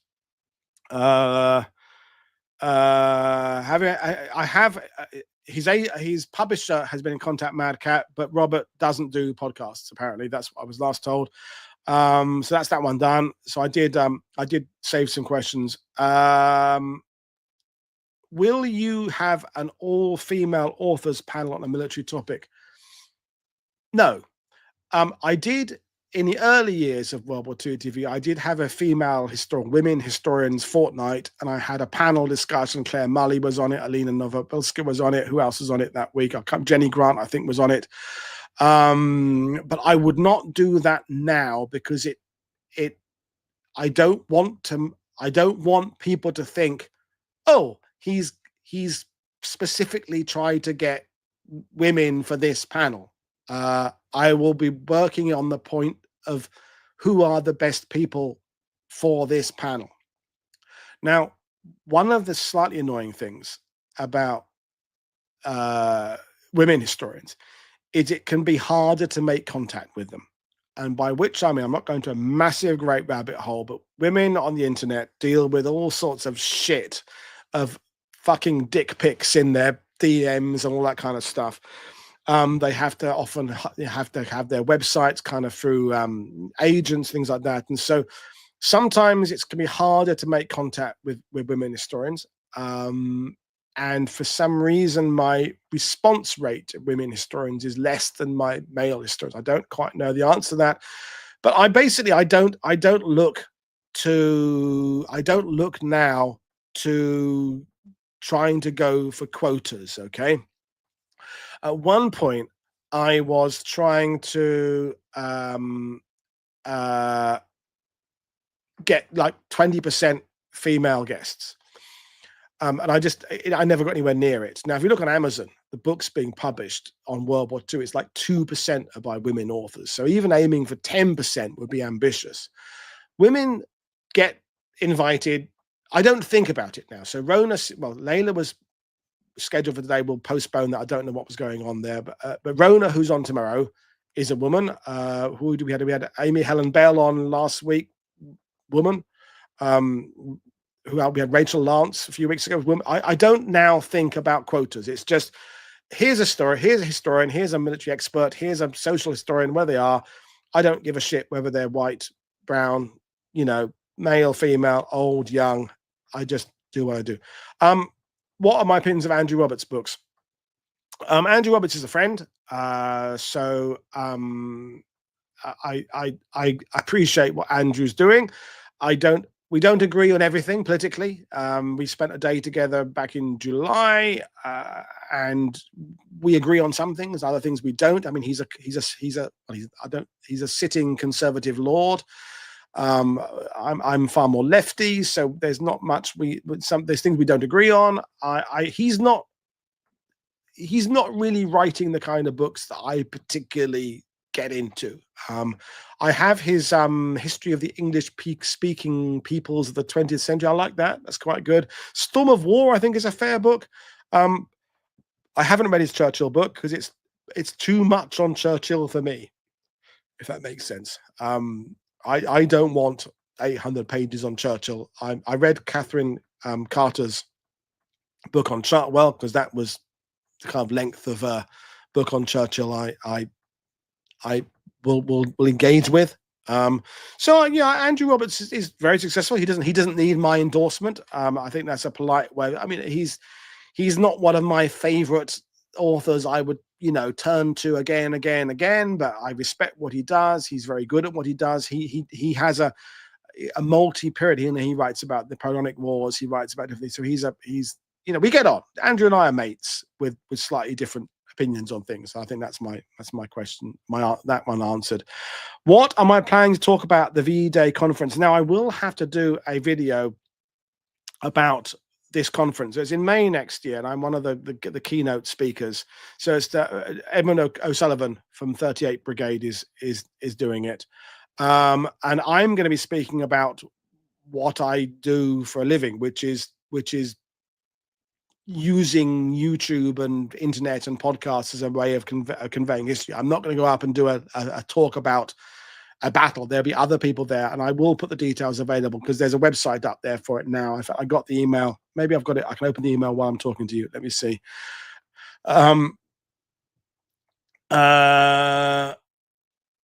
There's someone there. There's a website you can go to there. Let me put the thing in there. I'll get the link now. Here we go. I'll put the link in there. There we go. You can register to attend the conference. So I'm going to be talking about using YouTube as a means of conveying history. How did I come into contact with Christian Hardinghouse? He contacted me, Andreas, and he's on tomorrow evening, as you know. So yeah, I've just put the that's it. So Richard Holmes' legacy, that's a good one. Richard Holmes is the Elvis of military history. He was the Pavarotti, the Lionel Messi, the Daley Thompson. If you're going back to the decathlon, we all live in Richard Holmes's shadow. Richard Holmes was a master of writing, speaking, brilliantly superb at bringing people together. He was very open. He was engaging. He was just a lovely guy. I didn't know him very well. Phil Blood knew him very well. I met him a few times. I had a couple of drinks with him. Yes, I would like another beer, please, Mac. If you want to bring me another beer, that would be very nice. And I'll carry on. If I with another beer, I can carry on talking for a bit. There's people still actually watching it. I'm surprised you all haven't buggered off and done something else. But so Richard Holmes is, no one will get. No, I don't think anyone will ever beat Richard Holmes. If you don't know who Richard Holmes was, check out some of his TV shows, the War Walks series from the 90s, I guess that was, and yeah. Have I ever thought about doing a show on German penal? I don't think about subjects. I think about guests, or rather, guests come to me. I don't. Sometimes, if I've got a theme week coming up, I will do a search for books on the Hürtgen Forest or books on Aachen, and I'll find new people. But thank you, Mac. There's my new beer. But generally, I don't look for subjects. I look for guests and then find out what it is they can talk about. Okay, so just pour my beer while we're talking. So there's nothing against it as a subject, and generally, I think I've said this to you before, folks, is that don't so much suggest me subjects, suggest me guests. Does that make sense? Yeah. Someone other question I was going to ask. How do I feel about? I don't know that I've ever read the Albert Seton. Charles Whiting, kind of a bit of a British Stephen Ambrose. A bit under researched. I got a couple of Charles Whiting's books. I think they've been relegated to my basement now. I don't use them. Who's my favorite storyteller then, in terms of military history? So specifically storyteller, Damien Lewis tells a really good story. I think Alex Kershaw writes very well. It's hard to the Venn diagrams of you've got to have accurate history in one circle, understandable history, which is slightly different, and then readability. And to get in that center spot of all three is really hard. I can feel that, Phil Blood with his Arkan book, which is great, trying a lot of dilemmas there. Lots of detail you want to put in, lots of quite, highfalutin themes, but you got to keep it readable. It's not easy. Anyone who says it's easy it's not easy, and you end up feeling that you've sold your soul a little bit to something. I've gone a bit more geeky. Well, I should have gone a bit more popular. I've gone a bit more popular. Should have been a bit more geeky. All that kind of stuff. It's really, really hard to do. I agree. I think John McManus ticks those boxes really well. It's thanks, Julio. I enjoyed talking to John. Well, you've not been on for a while. We'll have to get you back on again. Frank McDonough does it very well with his Third Reich and his Weimar Republic stuff. It's really not easy. It's not, and you know what?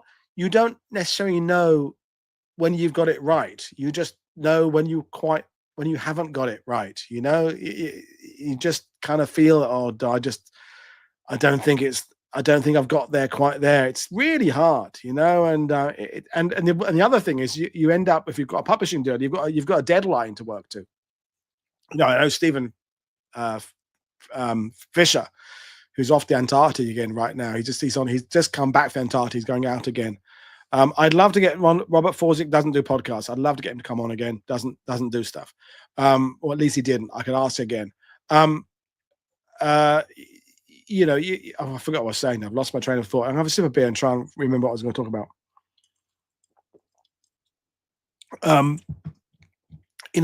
It's just, yeah, Stephen Fisher. Basically, he'd still be working on his Sword Beach book if the publishers hadn't kind of sent round the heavies saying, "We need your manuscript now, Steve." That's not quite what happened, but he was still kind of, let me just. I don't think that was, they were pulling it out of his fingers before they actually took it off there. I don't read historical novels. This is going to sound really harsh. I kind of don't see the point. I kind of do. I mean, we had the guest, I forget, he did a show about the White Mouse, Nancy Wake, and I've completely forgotten his name. It's very annoying because he sent me a signed copy of his book. It was on a few months ago, and he did all the work, and all the historical work. He's a former intelligence community, and his book. I didn't read all of his book, but I kind of speed read it, and it was very good. You'll remind me of what his name is, but part of me thinks, why don't you just do a real book? Why don't you actually write about real?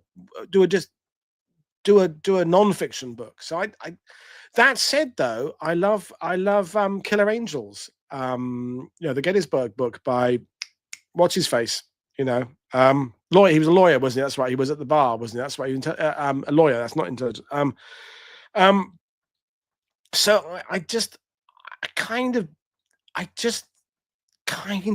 don't see the point of historical fiction, and in terms of World War II.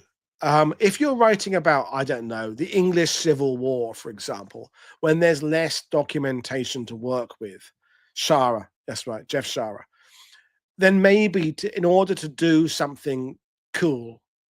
See, yeah, my favorite novel is Catch-22, but I don't see that as historical fiction. It's a novel set in the war. I had this discussion with Mag yesterday about the difference between, we're talking about English and French, and there's the word écrivain, which is writer, and auteur in French, and a roman, which is a novel, and a romancier. And like, what's the criteria? Because I think of a novel as being slightly different. Slaughterhouse-Five to me is a novel, not historical fiction. Barnaby was the guy, wasn't it? So historical fiction to me has three of four limbs in the history setting, whereas a novel has Catch-22 is about corporation, isn't it? It's about business as much as it is World War II. It's set in World War II, like MASH is a so. I've got an autographed copy of Killer Angel, but by his son Mike Shower, and Stephen Lang, who played Pickett in the movie, signed my copy. So yeah, I kind of don't see the point of historical fiction. But that's because I live in a world of real history, and I understand for other people it's very, very important.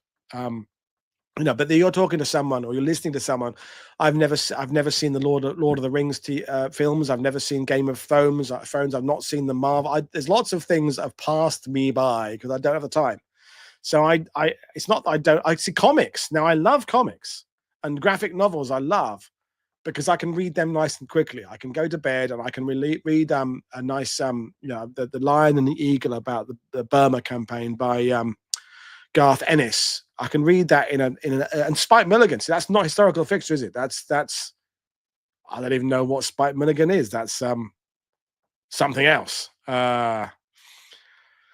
We could do favorite war films, but I think we'll do that in another show because I'm going to be running out of things to talk. But let's go back to kind of stick to history at the moment.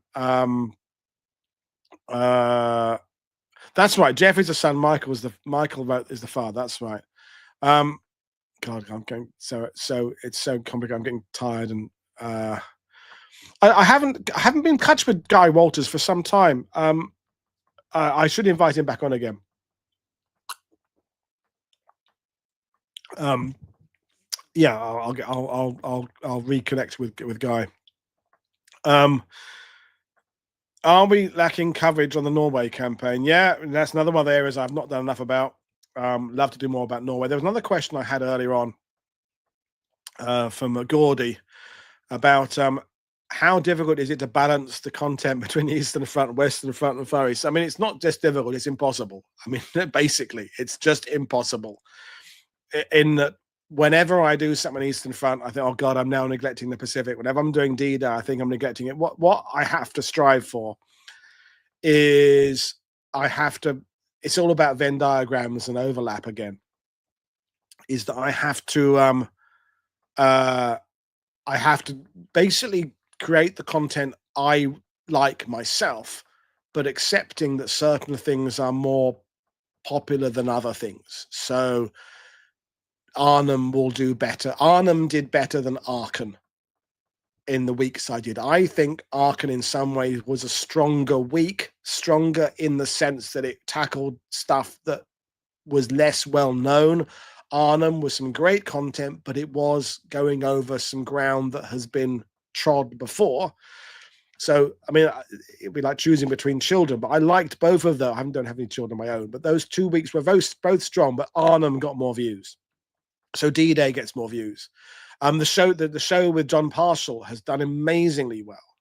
Particularly the first one about King and his decision between Germany first and the Pacific, that did really well. So I have to kind of, and I love talking to John. I love John Parshall and John McManus. I love talking to them. So I have to go with what you lot like, but I also have to go with what I like. So it's really hard. Eastern Front, the problem with James is he's just insanely busy. James has an open invite to come on whenever he wants to, but James takes on so much stuff, and I don't like monopolizing his time. And the last time James was on, he was from a hotel room. He was in between things. He was on a film shoot, and it's and I like James. I'm having lunch with Al Murray next week in London. But James has a platform. James doesn't need me to get his opinions out there. There are other authors.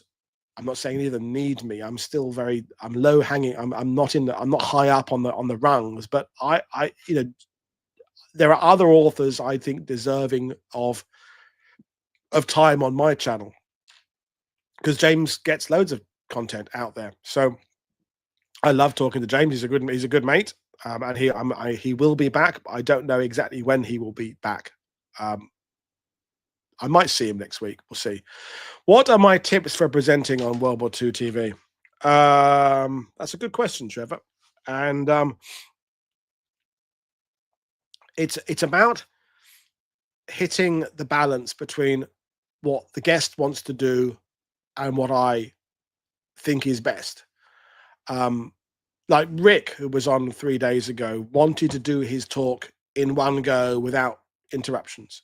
So that's what we do, because that's what he wanted.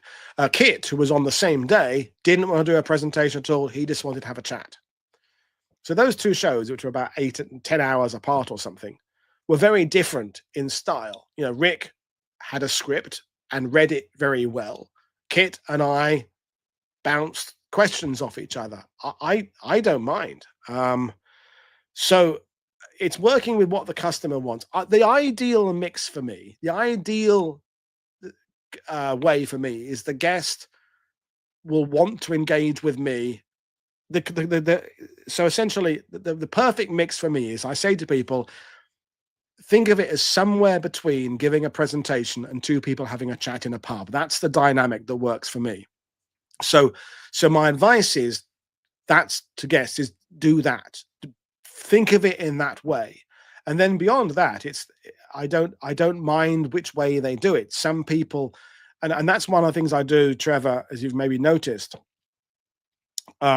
is I was going to say again now, is I completely forgot what I was going to say there. So I was going to say, I was saying that the different ways of doing it is, I don't care. Yes, I saw. I was going to say, when I have a new guest, I like people to say, how do you define yourself as a historian?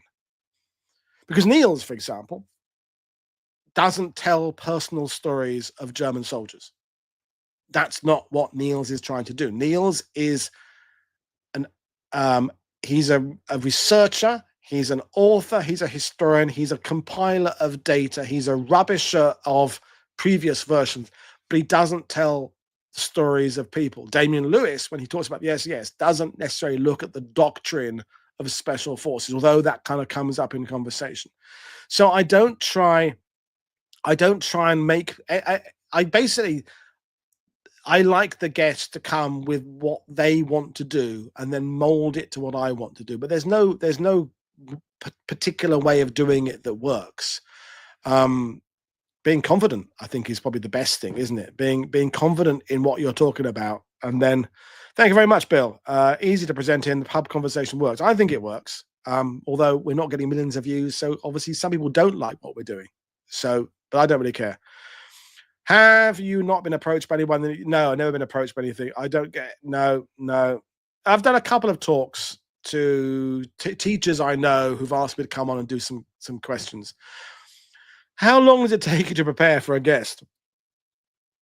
So this is Martin, that's a really interesting one, and I don't want to kind of divulge. I'll have a sip of beer while I think about it. So, in the early days of World War II TV, I'd absolutely read everybody's books cover to cover. And I've got a wide, like meter wide monitor now. I'd have a smaller monitor now. I'd have clipboards with notes all typed out. I had them typed out in 16-point text so I could read it without my glasses, of questions and comments, things like that. I don't do that now. Sometimes I've read the guest's book cover to cover. Sometimes I've read most of it, but not all of it. Sometimes I've read bits of it, but I haven't read it all, but I would understand what the main thrust of it is.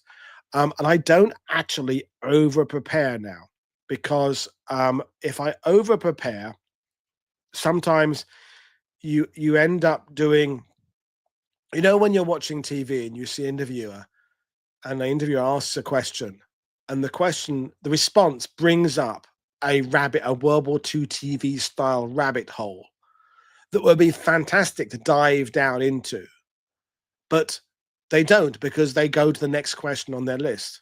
And that really kind of annoys me, And sometimes the people who are appearing to do, when Graham Norton on BBC says, I believe you've got a funny story about that. Of course, the guest knows what questions come in. It's all been worked in. It's all been worked. They know what they're going to be talking about. There's nothing coming in that isn't anticipated. Sometimes it's a little bit of an impromptu moment. It looks impromptu, but it's not. It's planned. So I don't over plan really. I trust that the guest knows their stuff, and so there are three types of show, right? The ones where I know nothing about the subject, the ones where I know a bit about the subject, and the ones where I know a lot about the subject. The easiest are the first and the third. So if it's one I know nothing about, I don't even do any prep in some ways, because there's no point. There's no way I can get up to speed with the person's knowledge. There's no point me, even if sometimes I have read their book, but I'm not going to try. I'm not going to pretend in 2 days I can get anywhere near this person's expertise. Arkan, Phil Blood, right? Now, I have read his book now. I hadn't fully read it when he came on the channel to present it. I think I got about half the way through, right? But there's no point me trying to get up to speed on Arkan, because I'd need a lifetime. Phil's been there for a lifetime, essentially. So you just let him talk. You just let him talk, and then a moment will come up where I want to clarify something, or one of you viewers will say something, and it'll prompt me a question. When it's a subject I know a lot about, like D-Day, it's easy because I can draw on my 24 years of living here. The ones that are slightly tricky are the ones where I think I know about it, but it turns out I know fuck all, right? That's the like Midway is probably a Kohima, Imphal. They are examples of battles I could talk about it in a pub for 20 minutes. But after 20 minutes, people go, you don't know this subject very well, do you, Woody? No, you've got to the bottom of my knowledge now. So they're the ones, but actually that can work to the advantage for the viewer, because then I end up asking a dumb question, and then the historian goes, no, you're wrong. It happened with John Marshall a couple of nights ago. I would say, no, you're wrong on that. And I like that. I have no problem with it. I have no ego. If someone tells, no, you're wrong. Frank, some of the questions I put to Frank yesterday, said, no, you're wrong on that. No, that's not right. It doesn't bother me. It doesn't bother me at all. None of us know everything. So, I don't over prepare, but I'm prepared. Basically, Martia, because I've done 1,700 of these, it's kind of, I don't need to think about it too much now. It just knows what to do, right? Does that make sense? So someone's being nice. Dennis, who was on the April tour, say Woody is producer, presenter, interviewer, showrunner, booker, lighting and sound guy, IT support accountant. I forgot anything. Mag is drinks distribution. Let's not forget Mag. So swearing every now and then is okay. Would I consider doing some more live battleground shows again? I get a lot of people asking for that again. There are two big reasons why I don't do them much now. One is that was COVID era. That I had people, Mag, Colin, Duncan, Romain, who else did them? Karine, who were available because they had no work. Now they're working. I'm not going to ask Mag, when she's come back from a day of being out for 9 hours in the rain with customers, oh, by the way, Mag, can you go and stand in a field for me this evening with a camera that may or may not work because of internet connections and the rain and stuff? So that I look back on the live shows really fondly, and everyone was very forgiving back then, because World War II TV was a group of mates who'd come together in COVID. Those who've been with me from the beginning, okay, we may not have been mates as such, but you became mates very quickly, right? And you were very forgiving when it didn't work very well. The internet connection was really ropey and all that kind of stuff. If I do live shows again, and I may do, it'll be with already taken video footage. I've done that with Arthur Glaxon a couple of times, not that recently, a few months ago, where I'd go out and film in the location, and then he would talk over it. In fact, I did that with there was another show fairly recently. Oh, the one with Gavin Mortar about Paddy Mayne in Sicily, where I played the video I had taken there, whether it was 5 years ago. So it's a live show, but the video footage is pre-recorded, because There's too much things that can go wrong. And Gary, this is the other thing, is that there are people essentially doing that discovery of a battlefield, albeit not live, better than I could do it now. So JD at History Underground, who's in Bastogne right now, the Wayfinder, World War II Wayfinder, they're doing that. Okay, it's not live, but they're doing that. Here's me with a camera in a place. Here's the bunker. Here's the river. I can't compete with what they're doing. So I kind of don't do that anymore, although I miss it in a weird way. Jim says, have you thought of doing a massive worldwide publicity stunt? No, and I don't even know what that would entail. People try and make things go viral. The thing is, anything that goes viral, it only works once. Look at the Hawk Tour girl and all that kind of malarkey and nonsense. It's not. If I've got a credibility, it's because of not doing that kind of stuff. I don't think I choose gimmicky, clickbaity titles. If the title of a show on World War II TV is a bit clickbaity, it's because the book title of the guest is presenting is a bit clickbaity. Like Steve Zaloga's Smashing Hitler's Panzers. I probably wouldn't have called a show that, but that was the name of his book, so that's what I called the show. Layla, who was meant to be on today, but will be on again some point in the future, she's emailed. I haven't opened the emails because I've been talking to you guys. Her book is called Where Destiny Commands, so that's what I called the show, because that's what her book is called. So I don't go gimmicky. So no. Do I have any Britons or models? I used to. Yeah, I used to have. I've got a couple of little individual. I've got a sergeant, color sergeant Bourne from Zulu figure on my bookshelf that Paul Clifford gave me. I've got a commando, I think, stands there somewhere. I've got a Daimler armored car. I've got a couple of little figures, but no, not really. This, John, is my full-time job now. This is, have another sip of beer, because it's going to get fat if I don't drink it. Oh, there's more people watching. More people watching me now, 2 hours in, than when I started. Bloody hell, we've got nothing else to do. So, apart from a few days of touring a year, and when I go to conferences, which is a bit, this is my full-time job, and I earn a living because of the patrons who support me. I don't earn a massive amount. I keep the wool from the door, but I'm not sitting on millions. I've not got savings. I don't own my own house. Get the little violins out. But the point is, I love what I'm doing. A few more patrons would be fantastic, but this is my primary job. How long it takes me,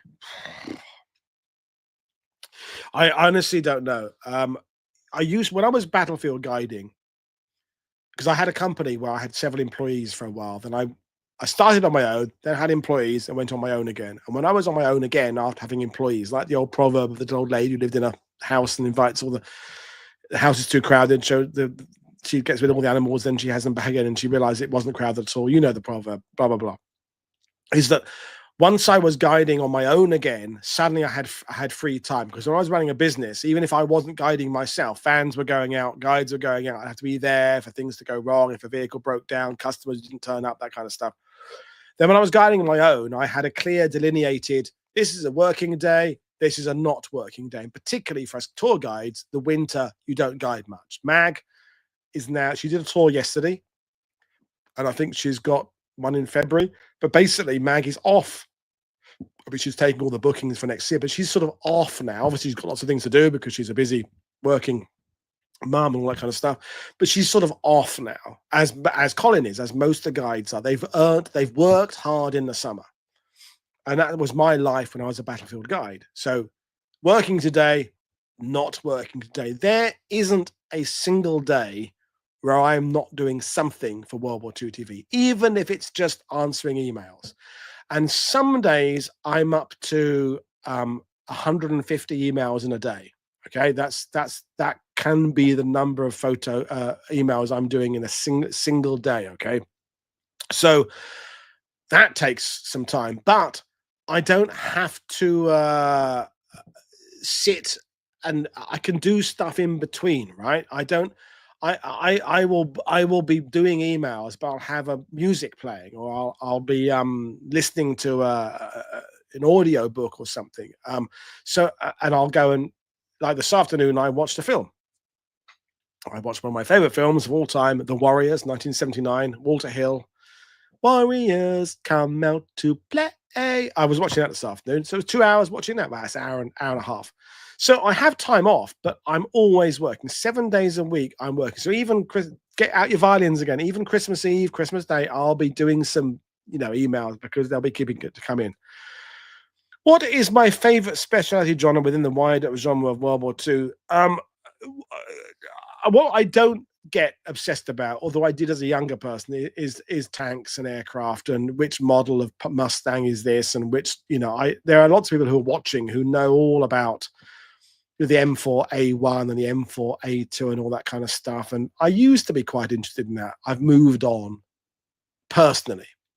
What interests me is people. So if there's a sub-genre that keeps me interested is people and why. The basic question of why. Well, when I was in, I'm not going to go off and talk at great length about visiting Auschwitz or Krakow, Plaszow, the camp where Amon Goth was. I was there 3 or 4 weeks ago. But when I'm at a Holocaust site, the how interests me, or it disturbs me, but the why. Just how can human beings be that shit to each other? How can ideologies turn people into these monsters? What makes someone jump out of an aircraft into occupied territory? What makes an SOE agent volunteer to go through the why? All of that interests me far more than the thanks very much, Jim. Thanks very much than the oh yeah, but the armor on the M4A2 was bigger than the. That's important, but I doesn't. Yeah, I have a Baseball Furies T-shirt that I wear a lot, Abraham. They're my favorite of the gangs. Anyway, so there you are. So does it make me? Yes, Rosie, Martia, it does. I'm so glad I'm 55 and not in my 20s. It very worries me, the world we're in now. It worries, so many things worry me, and tolerance and I'm not a worrier. I don't go to bed, stewing about things. I don't suffer from depression. I've got very close friends and partners and family members who suffer from all sorts of anguish and addictions and things in my circle. I mean, I suppose I'm addicted to talking to you guys, but I've got people around me who my wider world who I don't worry about things to the point where it does me any harm, but I worry about things. Thank you very much, Roderick. I like to think I'm a good man. Strength and honor, as Russell Crowe would say. So yeah, I'm a bit worried. But I kind of do also think that there are good people out there. Most people are good. The good people outnumber the wankers, frankly, don't you think? There are many more people out there who are nice than there are. It's just that the wankers, the idiots, the tosspots, the cockwombles of this world get lots of press. The angry, bitter, women-hating misogynists, the people who are fearful of anything that's different, they get a voice. And most of us just live and let live. Everyone's nice. Just let people be. And I tell you right now, I've got gay friends and trans friends and black friends and white friends and all that kind of stuff. Just take people one at a time and don't be a C word. I'm not going to say that. It's one of my favorite words in real life. I use the C word a lot because I'm a working class Englishman from Essex. But don't be one of them. Just don't be an arsehole is a politer way of saying it. You don't need commandments. You don't need guidelines. Just go through life not being an arsehole. That's basically it. That is my simple mantra for life is don't be an arsehole. Just, people do things differently to you. Doesn't affect you. Don't worry about it. Don't just whatever. Anyway, another sip of beer while, and then I'll scroll back and find a couple of questions, and I will start. It's been 2 hours. I can't believe this. Viewers are going up again. What have you got? Nothing else? Have you got no lives, you people? Honestly, I've got no life. I'm talking to you guys. I love you guys. You're fantastic. So yeah, whether with a couple of questions, I start. Um, what sort of things do I enjoy when I'm not working? Um, so I do consider myself a bit of a movie buff. So I like to watch movies, and I I I like to think I've got a good handle on philosophy and belief. I like to watch a lot of content. I like the fact I don't know everything. I think that's one of the. I don't mean about World War II. I mean about life. I watch programs. About abiogenesis. You know, the how did the world come about? Evolution, things like that intrigue me. I find it very interesting. Um, you know, I will watch little videos about not space exploration as such, but deeper things. I kind of I like to think I'm a student of the world, and I'm very, very comfortable saying I don't know. I like the fact I don't know everything. There are too many people, we're going back to the cockwombles in society, right? Who think they know everything, about everybody else's sexual persuasion, everybody else's belief system, blah, blah, blah, all that kind of stuff. I'm like, you know what? I just don't know. There's lots of things I don't know. And it doesn't bother me. I don't know. Maybe we will never find out certain things, but we will find out some things. And I like the fact 42, of course, Douglas Adams is the answer to everything. Um, anything going back to serious stuff, we're going off into the realms of Woody's had too much beer. Anything possible coming up on whack artists from the set? Yeah, again, Darren, find me the guests, and I'll tackle anything. And there's a good point, correct, Stephen. I'm I'm a big fraud in many ways, right? So I left school at 16. Don't have any qualifications for anything I do. I've just been doing it a long time, right? So I've been speaking in front of people about World War II since my teens. I've been in booking reenactors for TV shows about World War II since my 20s. So I've got a 30-year talking about this shit stuff. So I have no qualifications, right?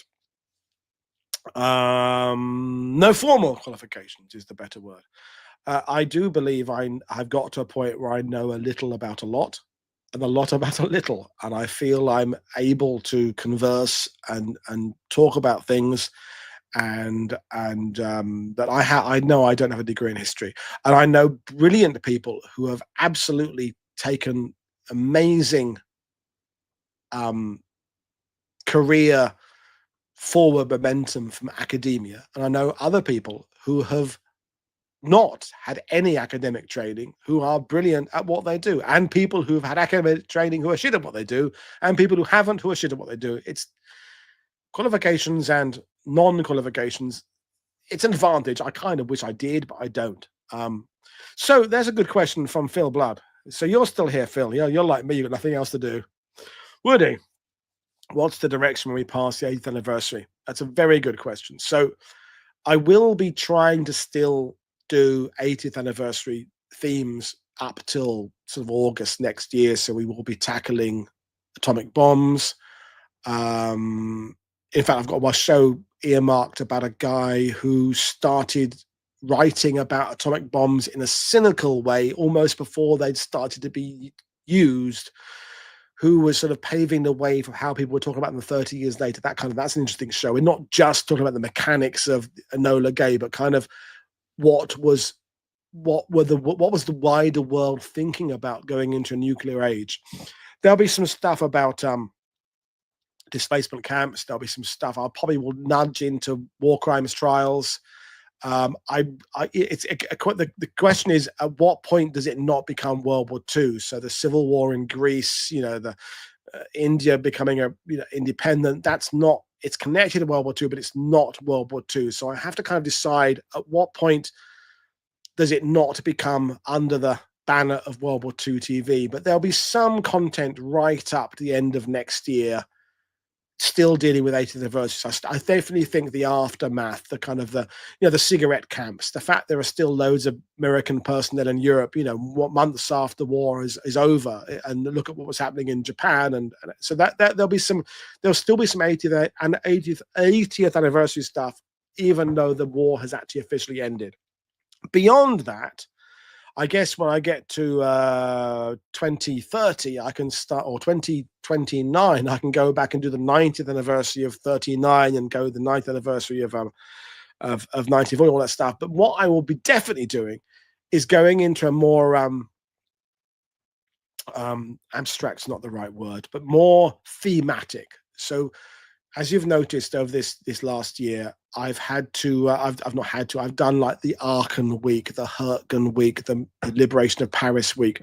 So themes for the, say, 2025, of course, I could still do a Battle of the Bulge week or a D-Day week, but I'll be more looking at themes on like a bravery week, or a neutrality week, or cowardice week, or PTSD week. So more kind of abstract, but not abstract's the right. There's a better word, I can't think of what it is. More so not limited by theatre, not limited by nationality, but broader themes about aspects of war. So does that make sense? So like desert war, commando warfare, but definitely delving into subjects that I've not really kind of had to go into. Not obscure is not the right word. Oblique maybe.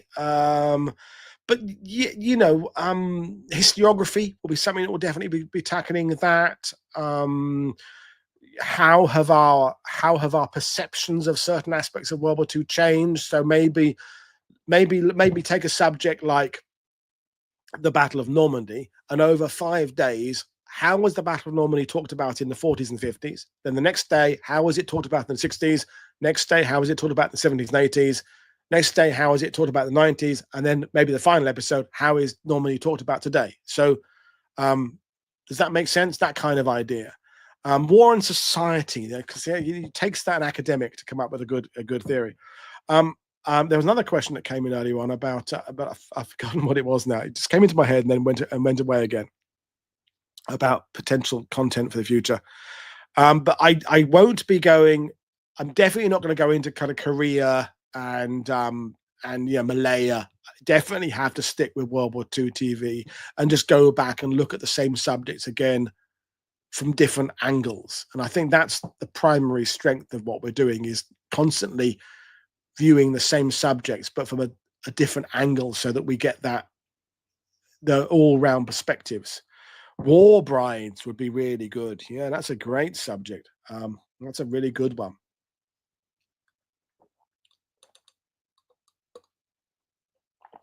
All right, second pint done, and I will bring things to an end soon because I'm getting tired. So yeah, that's where eventually I want to go with this, and essentially kind of to bring it back to where I started. If it ain't broke, don't fix it. I'm definitely not going to go a different direction and start doing the the upload. I'm not going to try and do what JD does or what other people do. One of the things I like about definitely go backwards a bit. Sino-Japanese War, definitely. I will do that. One of the things I like about World War II TV is it's retro by definition. The two types of music I appreciate the most are rockabilly and punk. And they're very similar because they're basically four guys or girls standing around making music instantly that meets its audience instantly. It's not overproduced. It's not, it doesn't mean I don't appreciate an ELO but I don't do all the prog rock stuff, the layers of, I don't do all the Yes and Rick Wakeman, that kind of stuff. So The problem with some of, if you watch some of the channels that do World War II content, but it's all graphics and stuff, is that their stuff from 5 years ago is already looks like dinosaur now, because then look at how I've talked about this before. You know, that if the special effects in films made in the 90s and 2000s now stand out terribly. The Mummy is one of my favorite films, right? But the special effects are pretty ropey. Titanic, the special effects, which was state of the art then, now look a bit shit, right? Okay.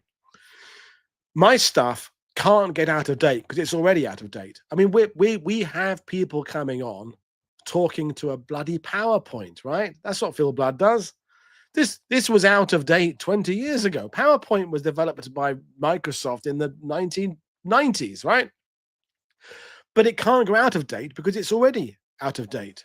Does that make sense? Does that make sense? So it's about the history. It's about the story being told, the history being explained, and me extracting it from the guest.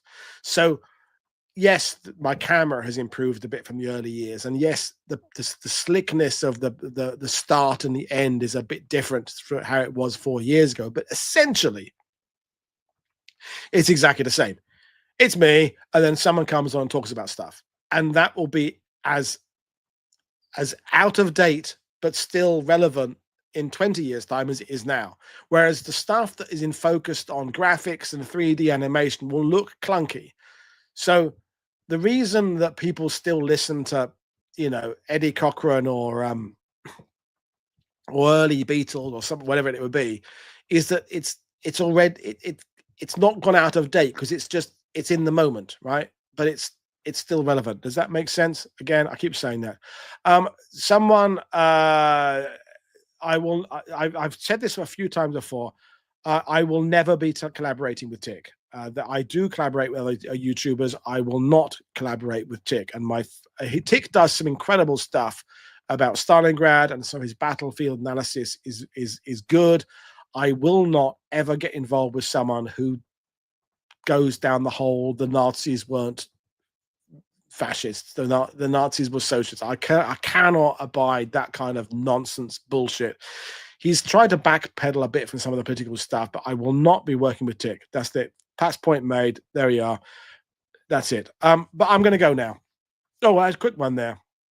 I don't know. This is the interesting thing, David, right? At 55 years old, I'd like to be doing this for the 5 or 10 years. Maybe I can keep doing it till I'm 70, 15 years. Basically, I feel that me and my audience will die, and then this won't be interesting going forward, right? In that I have like 0% under 18s watching my stuff. No, they weren't, Billy Shakespeare. The Nazis were not. The Nazis absolutely were far right. They employed some certain socialist aspects to further their cause. But they are. If you believe that, you're just wrong. You're utterly wrong. Tell him he's wrong, Phil Blood. Tell Dr. Phil Blood, who knows more about the Holocaust, the Nazis, than any of us in this. Tell him he's wrong, Billy Shakespeare. Don't believe they are not socialist by any stretch of the imagination. So I feel that I don't get any young viewers. I'm not going to go down the tired trope of just saying, oh well, young people don't want long stuff. Young people only want 5-minute stuff. Young people just want TikTok, all that kind of stuff. He's wrong, Phil Blood. The Nazis were far right. That's it. Now there is a connection between far right and far left in the circle of. I'm a big believer in the circle of life theory. Okay, so let me expand on my circle theory, right? And I think it works for most things. Okay, so let's take fashion to illustrate it, right? So you have people who have just basically no sense of fashion. They're neither fashionable nor unfashionable. They just wear clothes, right? And then you have people who are slightly fashionable, sort of more fashionable, trend setting, really funky. Then they become a prat. Then it goes round again to having no sense of fashion right the way back to that point. And that's the same with like people who are characters, right? You know, everyone knows those people in a pub who's a character. You have people, so in the pub, every pub has someone who's, so like they have no personality at all. They're just there. You say, hello, Dave. All right, Dave. You don't, if you get stuck with Dave, you know, Dave's got nothing to talk about, or Fred or Bob, right? Then you have that guy who's quite interesting because he's got stories. He's traveled the world, and you go, oh, Dave there, he's got a great story. He used to live out in, you know, so and so, right? And he got great stories of working with diamond smugglers in Africa in the 1980s, blah blah. And then Dave becomes interested. Then it gets to the point on the circle where Dave becomes just a twat, just oh god, he's just and then it goes back to big zero again with no personality. And that's how it goes with far right and far left, is that you get to a certain point where far right and far left have a very, very close connection. But no, the Nazis are absolutely not socialist. I don't know why anyone thinks that. It is the most ridiculous, stupid. I'm sorry to say that to you, Billy Shakespeare, but it's just read more. Don't believe it's, no, they're not. They are far right who employ certain aspects of kind of socialist ideas in certain ways. Right. Anyway, but I am going to go now because I've had enough time talking to you. We can do the circle of life on the Twitter. And Phil Blood, I haven't scheduled yet. Phil Blood's coming on to talk about Nazis and the occult. That'll be quite interesting for a pre-New Year after Christmas evening. But I'm going to go now because I am. But I honestly I don't know about young people. I don't know how to bring them to my channel. Again, it's the same thing. If it ain't broke, don't fix it. I'm not aiming at them. I'm aiming at you. I'm aiming at people who are patrons. I'm aiming at those who bung me a few dollars every month. They're the ones who I care about. I don't think many of us in the sidebar are under 30. Don't think many of us are even under 40. A few of us are, but I think most of us are a particular demographic. But young people do sometimes want younger stuff, but I don't know how to bring that in there. But I'm going to go now. So, folks, we are back with Rona Simmons tomorrow. Rona Simmons wrote a fantastic book, which I've also got sitting on my desk, called No Average Day. So there we are. It was meant to be 2 female guests, back-to-back women guests, but Layla, for whatever reason, I'll find out what's going on. But she's on tomorrow, same usual time. I'm going to go now. I will see you all sometime later. Well, tomorrow. But I'm going to go now and have a wee and say goodbye to all. So cheers. This is Paul Woodadge from WW2TV saying enjoy the rest of your Thursday. Cheers, everybody. Bye.